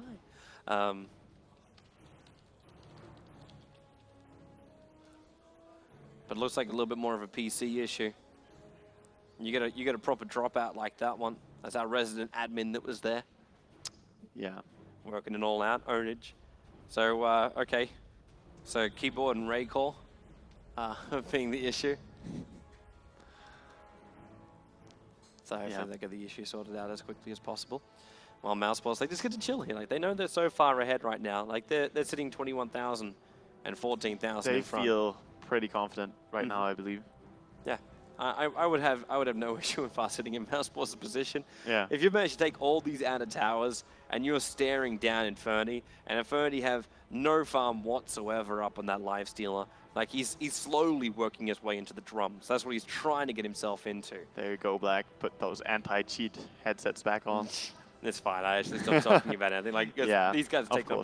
Like, Infernity's taking their heads off. Yeah, off as when you well. have an issue going this. Got to talk to each other. Well, we can't communicate with RaidCall. What do we need? We need real-world communication. Oh my god, that's so annoying. It's like the hate when that happens. It's like being here in the hotel. The only real sunlight I've seen has been coming through underneath the little blinds on our side. It's a little bit of a gap. We can see that there is something out there that's glowing. It's probably a sun. It's the world. It's the world. The only sun we need is sitting smack bang in the top toolbar in the middle, and it has a time mark attached to it. Yeah, we also have these lovely lights. Yeah, yeah. Well, you got to illuminate us in some way. Yeah. Sorry, coddle blasters. We get call blasted. Then you just see us at the end of each game. We just shook you out of here. Sorry, Shikuchi. Yeah, I thought you were working hard on getting rid of that one. I am. Well, for the most part, it's gone. I have a friend and a viewer of yours that's really annoyed when you say Suki. Really? Yeah, really annoyed. So keep working on it. Just for that friend? Yeah. Shuki? Yeah. Don't say it. I say Shikuchi during the game now. Yeah. Just and we seem to be ready to keep going now, so let's get back into the game. Everybody's back in, so the call to go. We're good to rock and rumble, and we'll see mousesports Look at the tier 3 tower in the top lane, both Quover and Black. That's the most aggressive position heroes we see. And Black should have no trouble with this one, apart from a glyph. That'll be the only thing that will cause trouble. And looks like iNfernity don't want to pop it anyway. They drop the familiars down, but this now makes it very easy for Black to move up and down on this top lane. And Gorgie, like, Gordon, you should not come out that far. Yeah, needs to be really careful. There's a blink. Bada, blinking. Grazine already, like, he blinks in, he tries to go for the silence, the rage goes up too fast, and he knows what he's going to do. He's going to jump straight back out again. Pass way! Saying hi with his blink and blink. Yeah, he blinks in one, blinks in two, and then just retreats back out again. And Black, he's trying to focus on this range racks, but when Pass jumps in like this, he's got to go with him. And they've already got the kill out in the Visage. Then they focus over towards Mitch. And Gordon, well, he had a little bit of surprise inside of him. He brought Grazine with him, but then Black stands his ground, brings down Gordon. It's a double kill for him. Then over to the GG is actually what it is. It's over to nothing. It's just it. 18-minute GG. Yeah. Not the fastest GG we've had in this competition. We had an 18:30-ish one before. Yeah, but definitely a fast and pretty convincing. I mean, 27-8 game by Mouse. They played really strong. So they RaidCall EMS won a summer series. And, well, still props as well to iNfernity. They get to go home with $4,000 for getting the 4th position here in the competition. Yeah, it's not bad at all, actually. It's a really nice performance. And they got far in this tournament. Yeah. Top 4 is not bad at all. And top 4 is a great achievement, of course, not only just through this tournament, but also through the Cups, and then to come through the group stages, and then to get themselves to here. So and it's a nice experience just to go to a LAN event and play games like these. And I did feel that in the first game they showed some real potential there against the lineup that Mouse had. They had control of them in the early game, but just the fact that the Tinker made it like he just disabled their ability to take any form of a fight. Yep. There was no fights to be had. And as a Timbersaw, as a OD3 and lineup, you want to have those fights, really. Yeah. So, mousesports will get to advance themselves through, and we get to have ourselves, well, not a break just yet. No. Instead, let's actually have a look towards our next game. Yeah, so next game, we have EG coming up against Fnatic. And that's going to be a really interesting one as well, because EG, we know that Bambo was up here and asking us earlier, who do you think will win, and trying to get it out of us. Such an unfair question as well. Very. He wants me to answer that. Yeah. All he wants to do is like, EG will win. Yeah, I actually told him that I think that EG will win, but I don't want them to win. And he was really surprised that I think that they will win. So we'll see how it goes. I think that they played fun for having a COD PL. They had fun with the Earthshaker in that game anyway. Yeah. And we saw the really early first blood, the way that they can shut down a lane, like just close it off and the Darkseid cannot run back. They really, I love seeing Earthshaker. He is one of the most entertaining heroes in Dota, in my opinion. Like, whether it's a big Echo Slam or it's the fact that you can shut things off so easily with Fissure, it's just really fun to watch. Yeah, man, and I look forward to seeing more of him, hopefully, in the upcoming game there. Yeah, of course, we will be having to have a little bit of a short break before we start. I know both teams have been here. Fnatic, they've been over on our side training the entire time. Yeah. Training the entire time. This little area where we hear them screaming and shouting. Yeah, it's wonderful through the YouTubing era. And YouTubing era.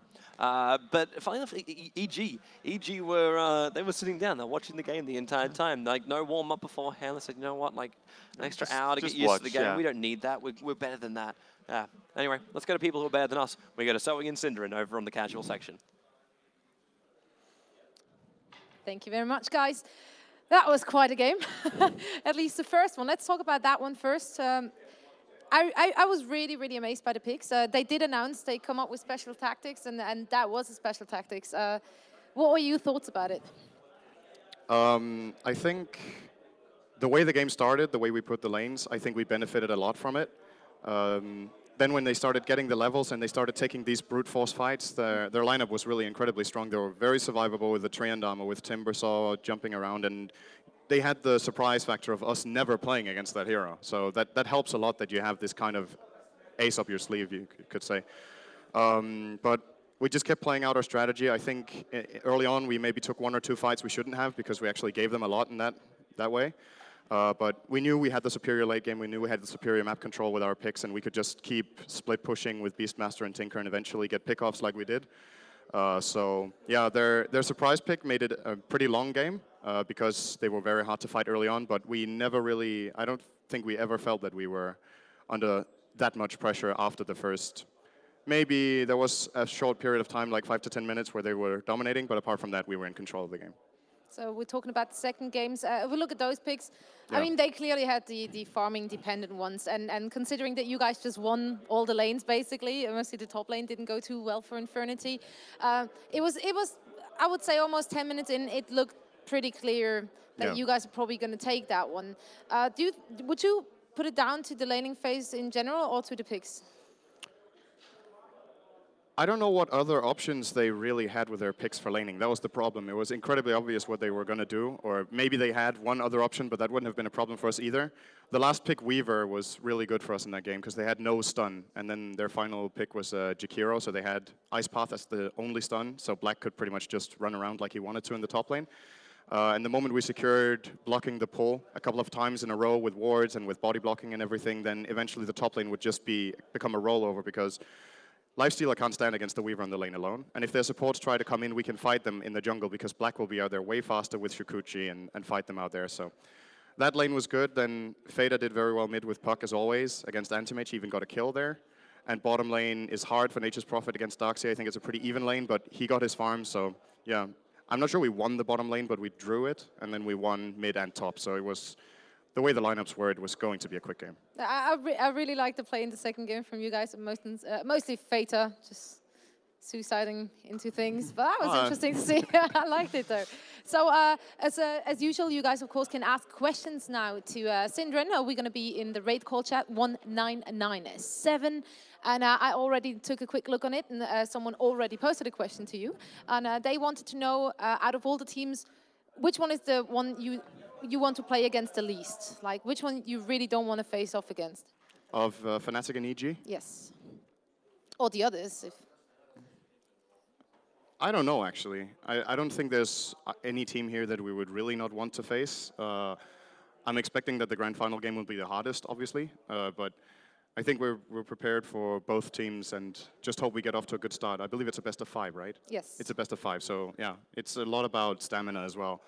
Maybe it's going to be an advantage for us that we just played, so we have a longer break than they do before the games. I don't know, but yeah, we're prepared for whatever. I can't really say who I'm most scared of. They play different styles, and they're both good, so we'll see. I mean, either way, it's going to be very interesting. Yeah. Congratulations once more to make it to the finals. And before we're going to start with the second semifinal here on the EMS 1 finals, we are actually heading over to the analysis once more with Wagamama. Thank you very much. And here we see another game where, or we see in the first game actually, where they played a Timbersaw lineup. And this is one of the early fights where, of course, Beastmaster has a rune as usual. He has the haste rune. Starts out by getting a kill on Alchemist. Starts out nice for Mouse. But Treant manages to get away with his invis. And Timbersaw keeps fighting. Whereas they just fight this out in a pretty hectic fight, which really is what benefits this hero so well. He can take them and just, even with Visage being on the Mouse team, they try to kill the OD and he puts himself down, just delaying it even further. He does go down to the Gyrocopter, I believe, but the fact that Timbersaw just chases around this much, even with a haste rune on Beastmaster early on, this fight also came out the top for Infernity. So this game pretty much displayed a lot of chaotic fighting, and it was really, really effective in the early game. And it could have been really strong in any form of team fight, but the fact that they had a Tinker on Mouse who split pushed everything from both the ancient camps, even the enemy ancient camps, and just shut down any form of window for Infernity to take the fights, it pretty much led this game to a GG. And as for the second game, we won't look at anything from that replay really, as it was a pretty decided game very early, very well played by the aggressive tri-lane on Mouse, as they found that early first blood on the Lifestealer. It was pretty much concluded. And that's it for the analyze for now. And we're going to toss it back to a commercial break, but we will be back soon.